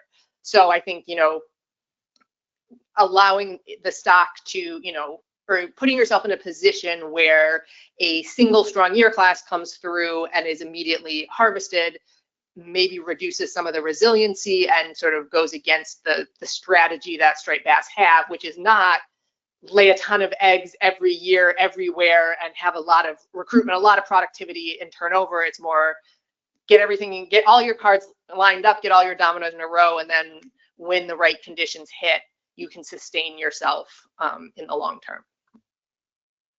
But I think that is something we could look at in terms of like that question about what's the risk of stock collapse that the board is comfortable with, et cetera, as we develop this assessment further. Thanks. Just last call for any questions. As I said, we'll be discussing this again at the May meeting. So yeah, I think just in the interest of time, and thank you, Katie. I think this is going to be really helpful for the board to provide guidance the next meeting. We'll move on to the next agenda item, which is a NOAA fisheries report on considerations for aquaculture of Atlantic striped bass. And we have Danielle Blacklock from NOAA Fisheries to give that presentation. Good morning, everyone. Thank you, Mr. Chair. I'm happy to be back with some of you again. I was here in 2024 with the policy board, and this is the next step in our conversation as a result of that. Thank you. So just to frame a little bit of why I'm here talking to you about aquaculture, the US imports about $15 billion worth of farmed seafood every year. That farmed seafood is coming from countries that we have no control over their rules, regulations, and impact. And it creates a real opportunity for domestic aquaculture to grow because we know we have a marketplace that is needing more seafood.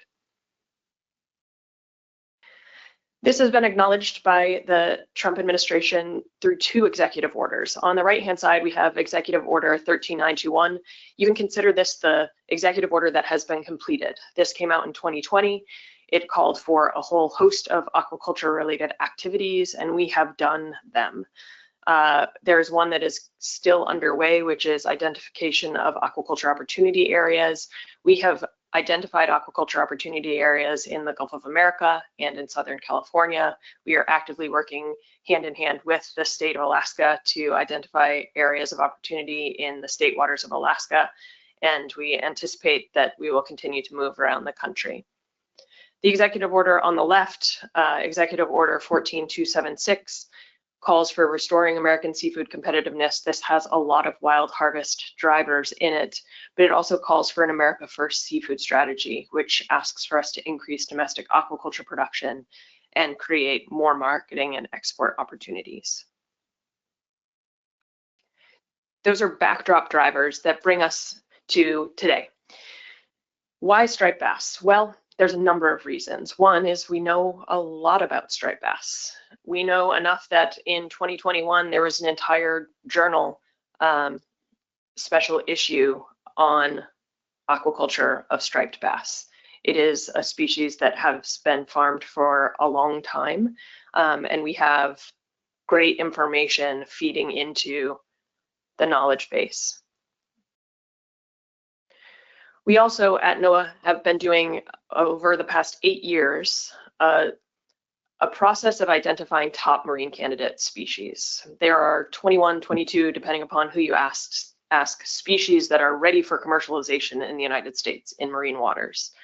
Well, it's really hard to bring 22 species online at the same time. So we're looking to prioritize those and come up with the top few that really have techno-economic possibilities and invest heavily in them.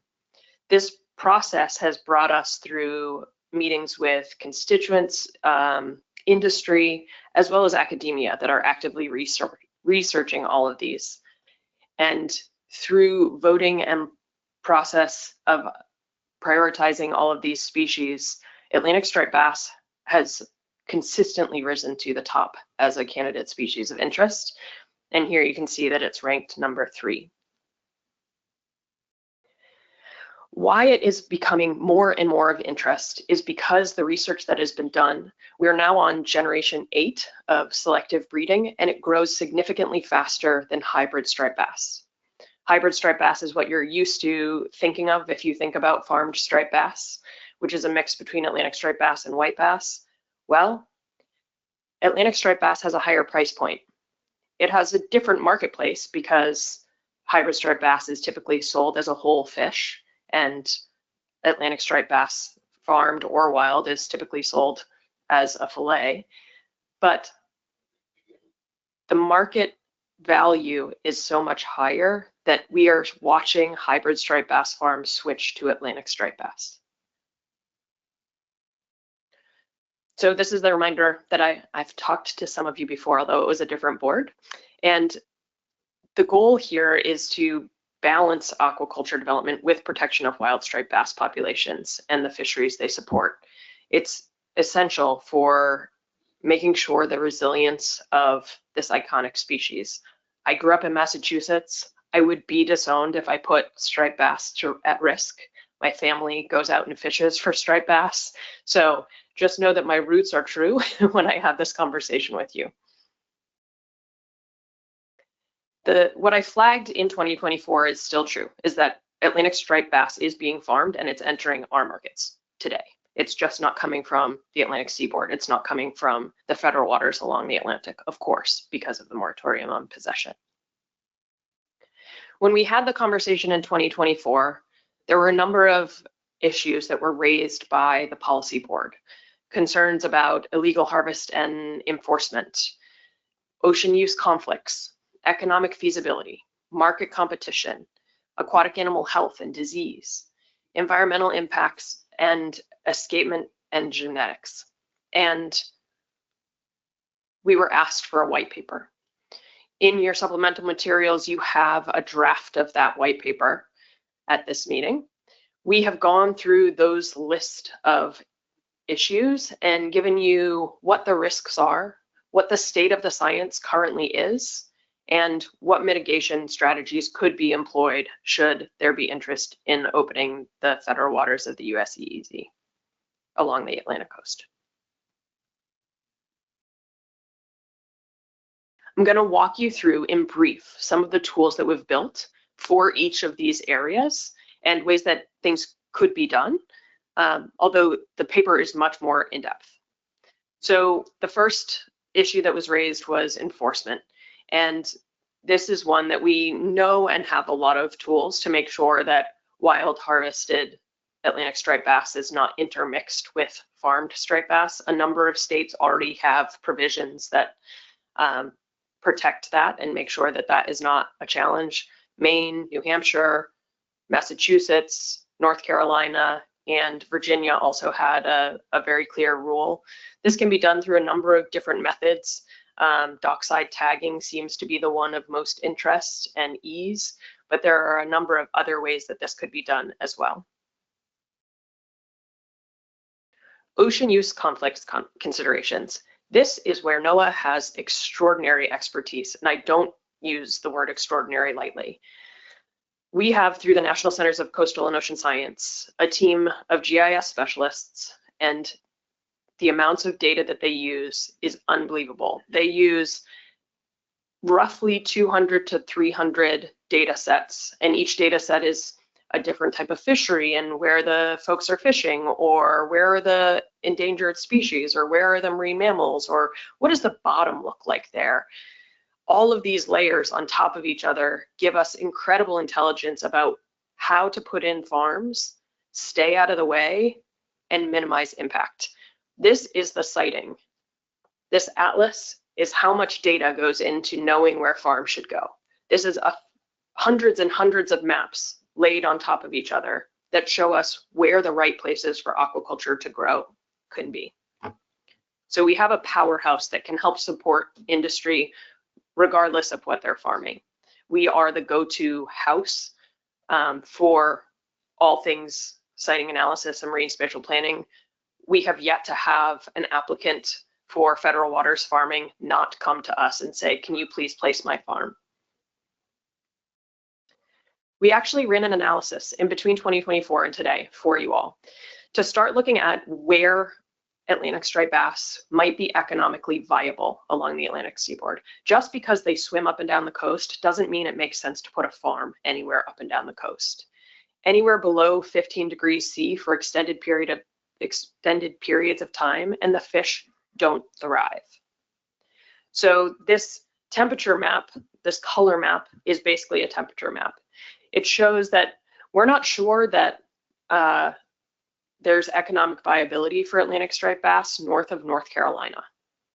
So farms north of North Carolina might have more difficulty getting the return on investment that they would expect. This is an active area of research that our team is doing right now, but that is new science since the last time I was here. I talked a little bit about markets and economic considerations. From the standpoint of farmers, it's a species of interest because it grows quickly, you can make good money on it, and because there's an existing marketplace. That also, on the other side, can be of concern. There's an existing marketplace and we don't want it flooded. What aquaculture could bring to this is consistent flow, not flooding. It's not in any farmer's best interest to flood a market. What we see with farms is delivery of the same amount every week. It keeps it on menus, it keeps it in marketplaces, it keeps it in the vernacular of people, it keeps it on grocery store shelves, that then creates an opportunity to grow the marketplace. That is what we have seen with other farm species that have come online, is that the market has actually grown because of the consistent delivery.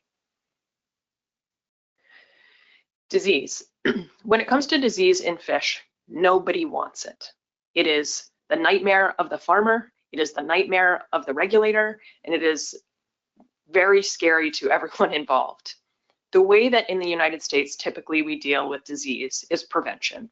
We have a lot of rules and regulations about stocking density, overcrowding, water flow. All of these things are managed to make sure that the fish have the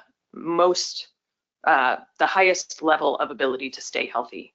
In addition, we create vaccines. So we actively are developing vaccines right now for sablefish in our Northwest Fisheries Science Center to make sure that they don't become ill. We are an agency of prevention, and that is where I would anticipate anything goes with Atlantic striped bass. There are very few therapeutics available. Anything that is used in the marine environment has to be done so under oversight of FDA. And it's extremely rare to use antibiotics, but it is still of concern, and it is something that we would have to work on for Atlantic striped bass.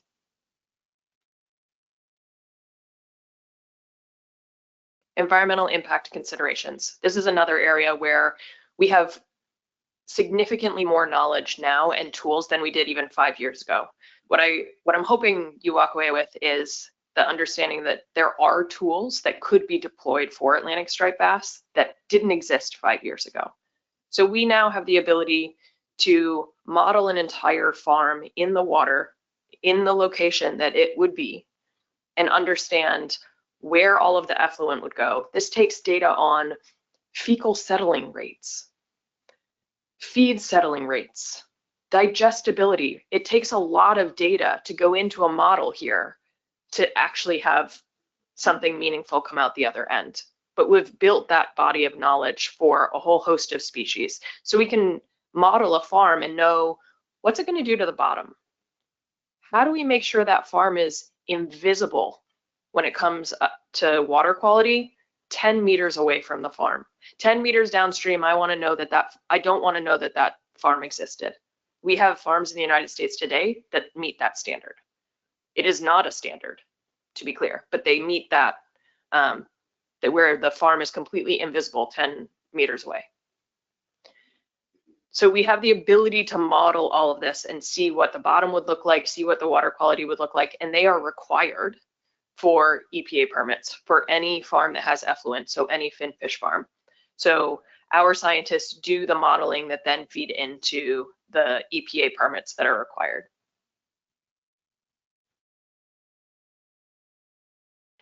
Another consideration that was raised in 2024 is genetic risk.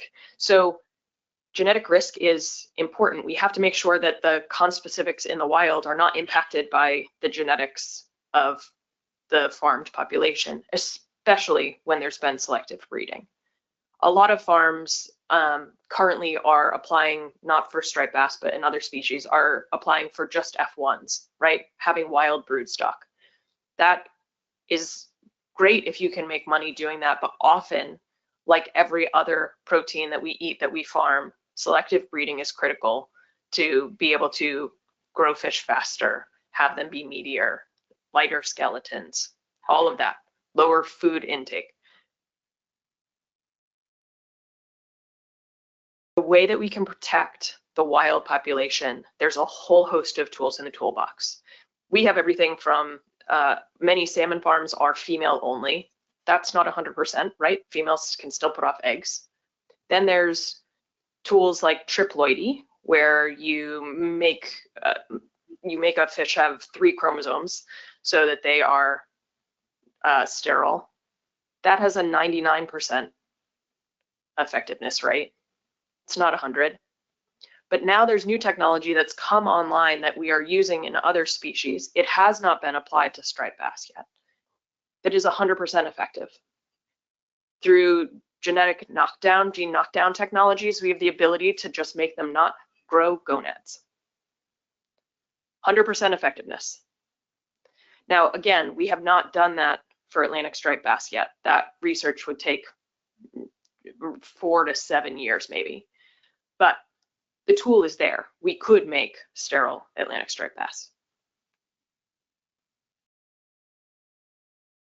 Another tool that we have is better understanding what the potential impact would be through genetic risk assessments. So we have a team of modelers, again, in our Southwest Fisheries Science Center, that their energy and expertise is on genetic modeling.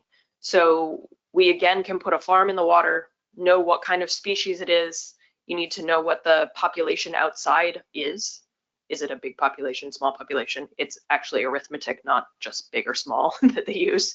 And you can model how much risk there is. You can think fundamentally, it's pretty basic. If you have a small population in a net and a huge population outside, the risk is probably not very high of there being any challenges or changes in the external population. On the converse of that, if you have a big farm and a small wild population, the genetic risk becomes much higher if you're not putting in sterile fish. But we have the ability to actually model that and give numbers of here's what you're looking at of potential changes in a wild population. Again, those models are only needed if the fish are not sterile. And here's more on the sterility and triploid. I jumped the gun on telling you about the work that we're doing. We're also looking at this for sablefish. So I talked about the fact that we're developing vaccines for sablefish. We're also looking at sterility. And the final piece on genetics is genetics become a risk, not only from gametes potentially, but also from escapes, right? We don't want any escapes. We don't want spillage, which is just a couple of fish every time you're feeding or treating or anything like that. You also don't want a catastrophic event where the whole population is released at once.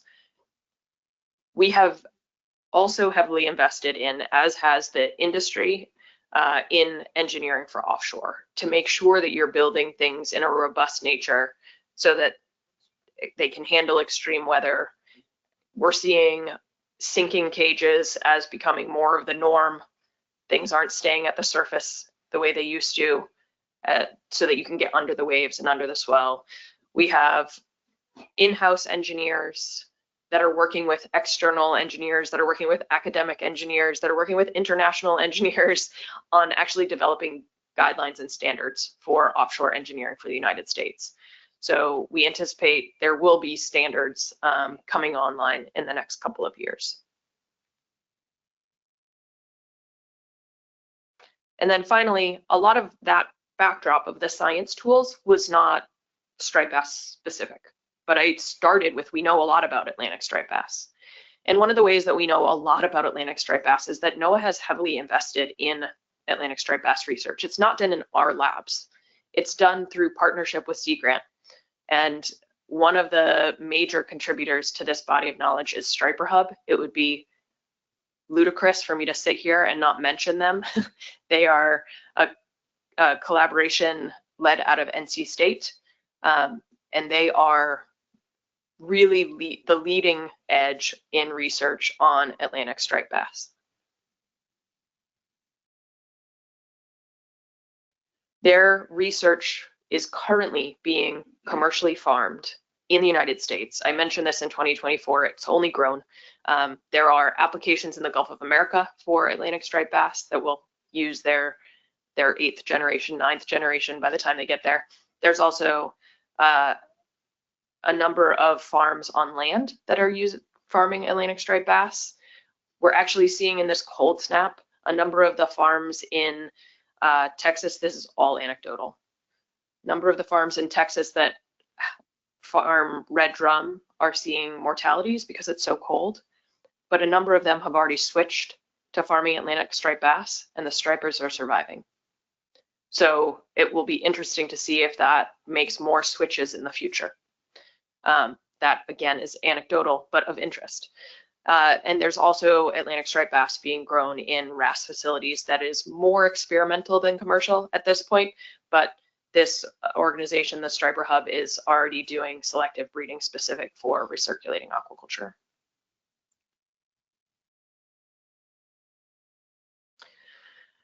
As a reminder, there are a suite of constraints. You know that there's a moratorium on possession in federal waters that has a a simple administrative fix, but a much bigger conversation behind it. The signing of papers and moving papers is simple, but a bigger conversation.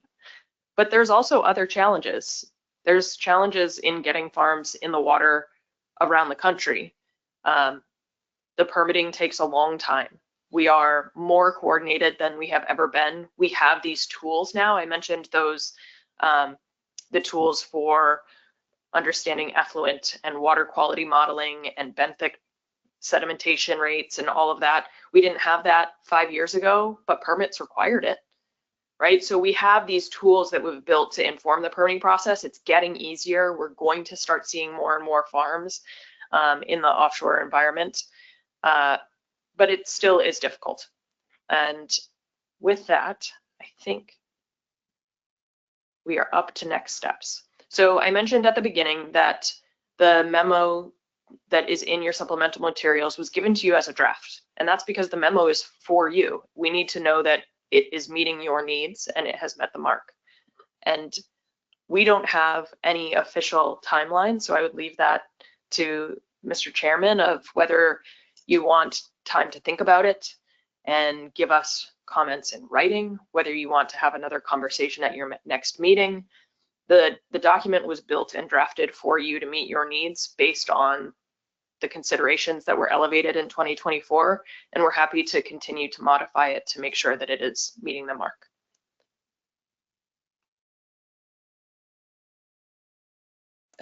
Thank you. Thank you, Danielle. And I'll look for any questions and comments, and also, to what Danielle asked for is further feedback from this board, whether it's in the form of written comments or discuss this at a further meeting. So kind of take all those questions, comments, and those points that she asked all at one time. So see a show of hands. Okay, I got John Clark, Roy Miller, and Joe Grist. Thank you, Mr. Chair. Thank you for the presentation, Danielle. It's really interesting. Just curious about the genetic strain that grows faster than a hybrid. That's pretty amazing. That's just selective breeding. That's not genetic engineering. Okay. And how long does it take to grow to the market size of 3 to 7 pounds for these? 18 months. Wow, that's fast. And yes, I didn't say it on the mic. I just want to make sure people online can hear that it is not genetic engineered. It is absolutely selective breeding, and the genome is there's very little genetic difference that is showing these dramatic gains. So it's quite significant. And what is the estimated capital outlay to start one of these farms? And do you have people that are interested in growing this on the Atlantic? We do not have any active applications along the Atlantic. We do have active applications in the Gulf. I think that that's in part because people are knowledgeable that there's a prohibition on possession. So that could be playing in. The capital outlay is something that we are looking to actually model a bit more to better understand.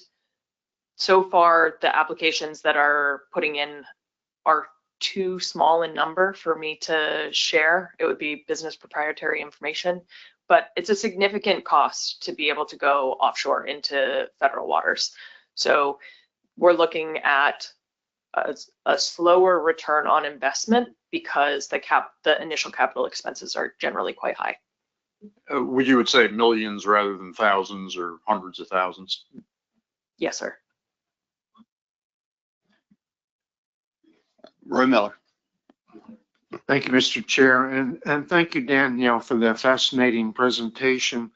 I could ask lots of questions, but I just wanted to ask one for now, and that is concerning the sources of brood stock. That was a major impediment to hybrid and purebred striped bass aquaculture back in the 1990s, when people that wanted to get into this business were relying on live natural brood stock from the environment, and they needed permits from those of us in regulatory agencies in order to collect these striped bass. What's the state of the art now with regard to sources of broodstock? Can you avoid that bottleneck of having to capture wild females or males? The state of the art now is what's happening at Striper Hub, which is on generation 8, working toward generation 9. So they haven't had new broodstock in decades. So that is, I would consider that no longer a bottleneck. What would be a bottleneck would be scalability of what is currently research production into commercial production. Housing broodstock, as you go down the generation lines, becomes a large investment. So I would say that is more where the rubber meets the road today.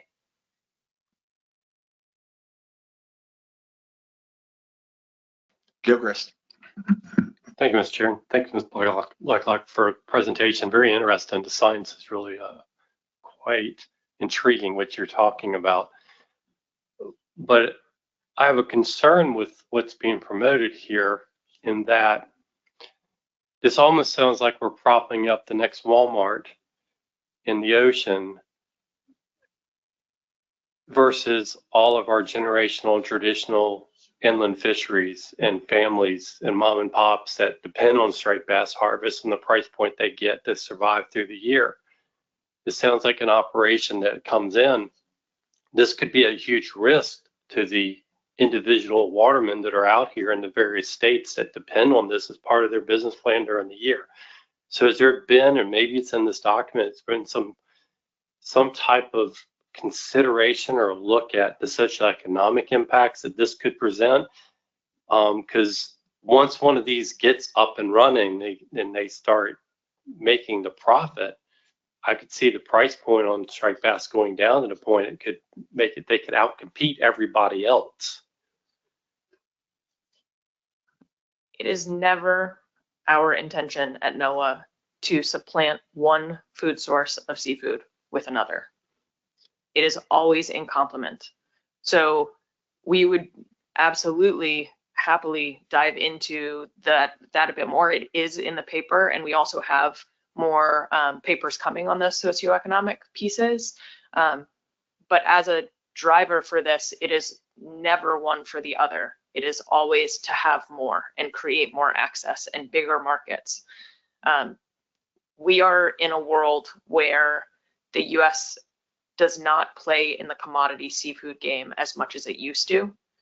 And how do we find a new normal there?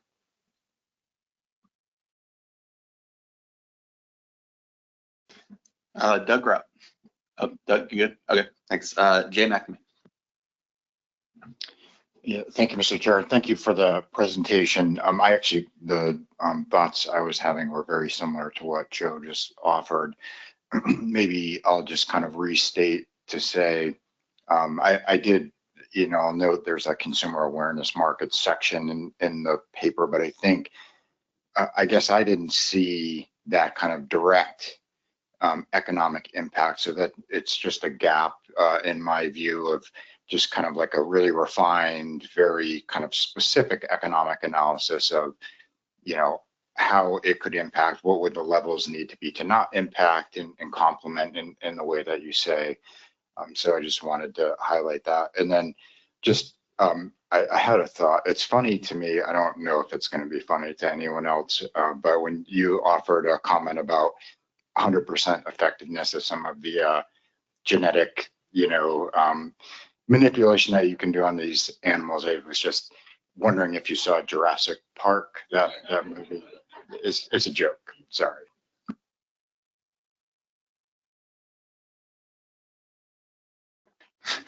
Thanks, Jay. Always can use a little bit of levity at a striped bass board meeting. Emerson Hasbrook. Thank you, Mr. Chairman, and thank you, Danielle, for your presentation.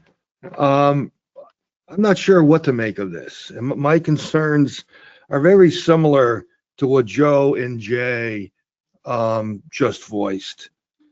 All morning here, we've been talking about rebuilding a wild stock of striped bass. And, it may not be officially the intent of NOAA to compete with, wild harvest. But the reality is that, once all these additional striped bass start, if they come into the market or when they come into the market, they're going to compete with wild harvest striped bass, and they're going to compete with our commercial fishing industry.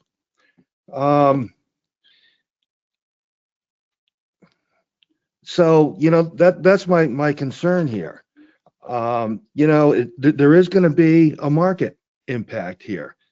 And is there kind of a hidden message here that we don't need to rebuild the striped bass wild stock for commercial harvest because we're queuing up aquaculture to replace wild harvest in the marketplace, and that doesn't sit very good with me.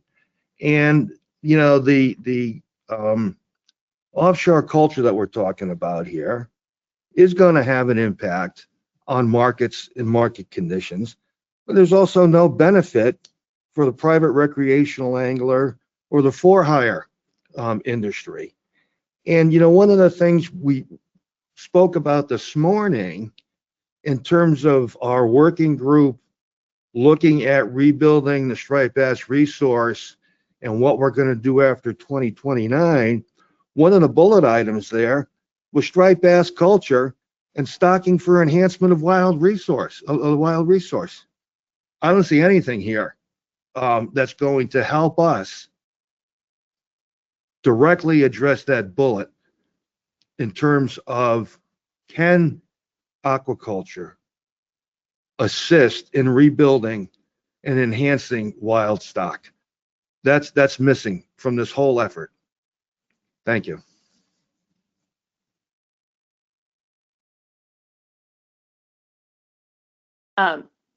There is not a hidden message that farmed striped bass should replace wild striped bass. That is absolutely not the intention. It is that we can supplement the marketplace. We can make a year-round product potentially. We can bring the economic viability into the coastal communities in different ways. It's a diversification conversation, not a change of switching one for the other. I just want to make sure that that is clear. We can look more in depth at the marketplace. I hear you. You want a complete market assessment to better understand.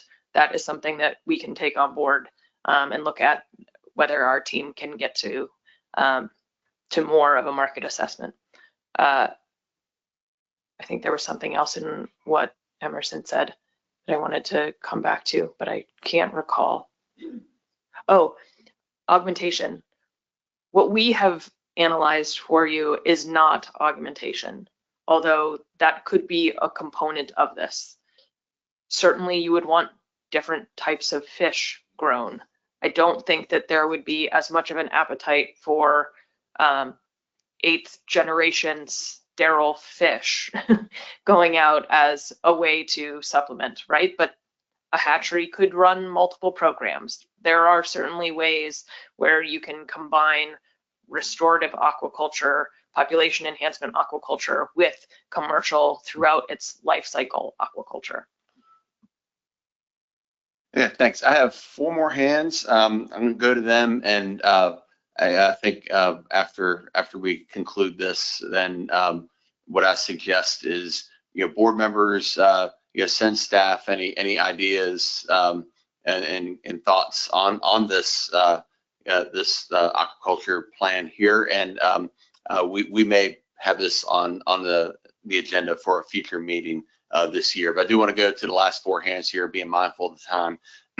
So I have Megan Ware, followed by Bill Hyatt. Thank you. Thank you for the presentation. I think it might be helpful just to get a sense of the potential scale or size, and we could compare that to our current wild caught quotas. So I'm curious if there's current Atlantic striped bass aquaculture, the level of production ideally in pounds of that, or if there's been any analysis on what the minimum size of an operation might need to be profitable and the size of that. I think that would really give me a better sense of the scale we're talking about. Thank you. Thanks. Bill Hyatt. Yeah, thank you. Yeah, my point was actually touched on quite well by Emerson. You know, throughout much of my career, I've been involved with hatchery operations, and those hatchery operations all had production targets and were production focused, but they also could be used at various times and ways for restoration efforts as well. And we made full advantage of that opportunity. So I think this is something that in the long term might have some opportunity for public-private partnerships. And that also circles around a little bit to the work group that as far as something to be considered again in the long term. Lauren Lustig. Yes, thank you, Mr. Chairman. Thank you, Danielle, for a very, very interesting presentation to us. You spoke perhaps euphemistically about catastrophic events. I would like to learn more about that. Could you direct me to, you know, like an internet search? It would be helpful to know the year, the location, and the species that would allow me to learn more about catastrophic events, please. Has there been, and then a follow-up question would be, has there been an event that you would categorize as such for striped bass? Thank you. There has not been an event that I know of for striped bass. That catastrophic, we just call a system failure, where the complete stock in the net escapes. That can happen from a weather event potentially, which again, that's why engineering has changed a lot over the years. It also could happen from a predator entering into a net and creating a hole, right? So there are a number of ways that it can happen, but we've seen engineering past most of these challenges, and it's not something that happens on a regular basis. It's not something that you see every day.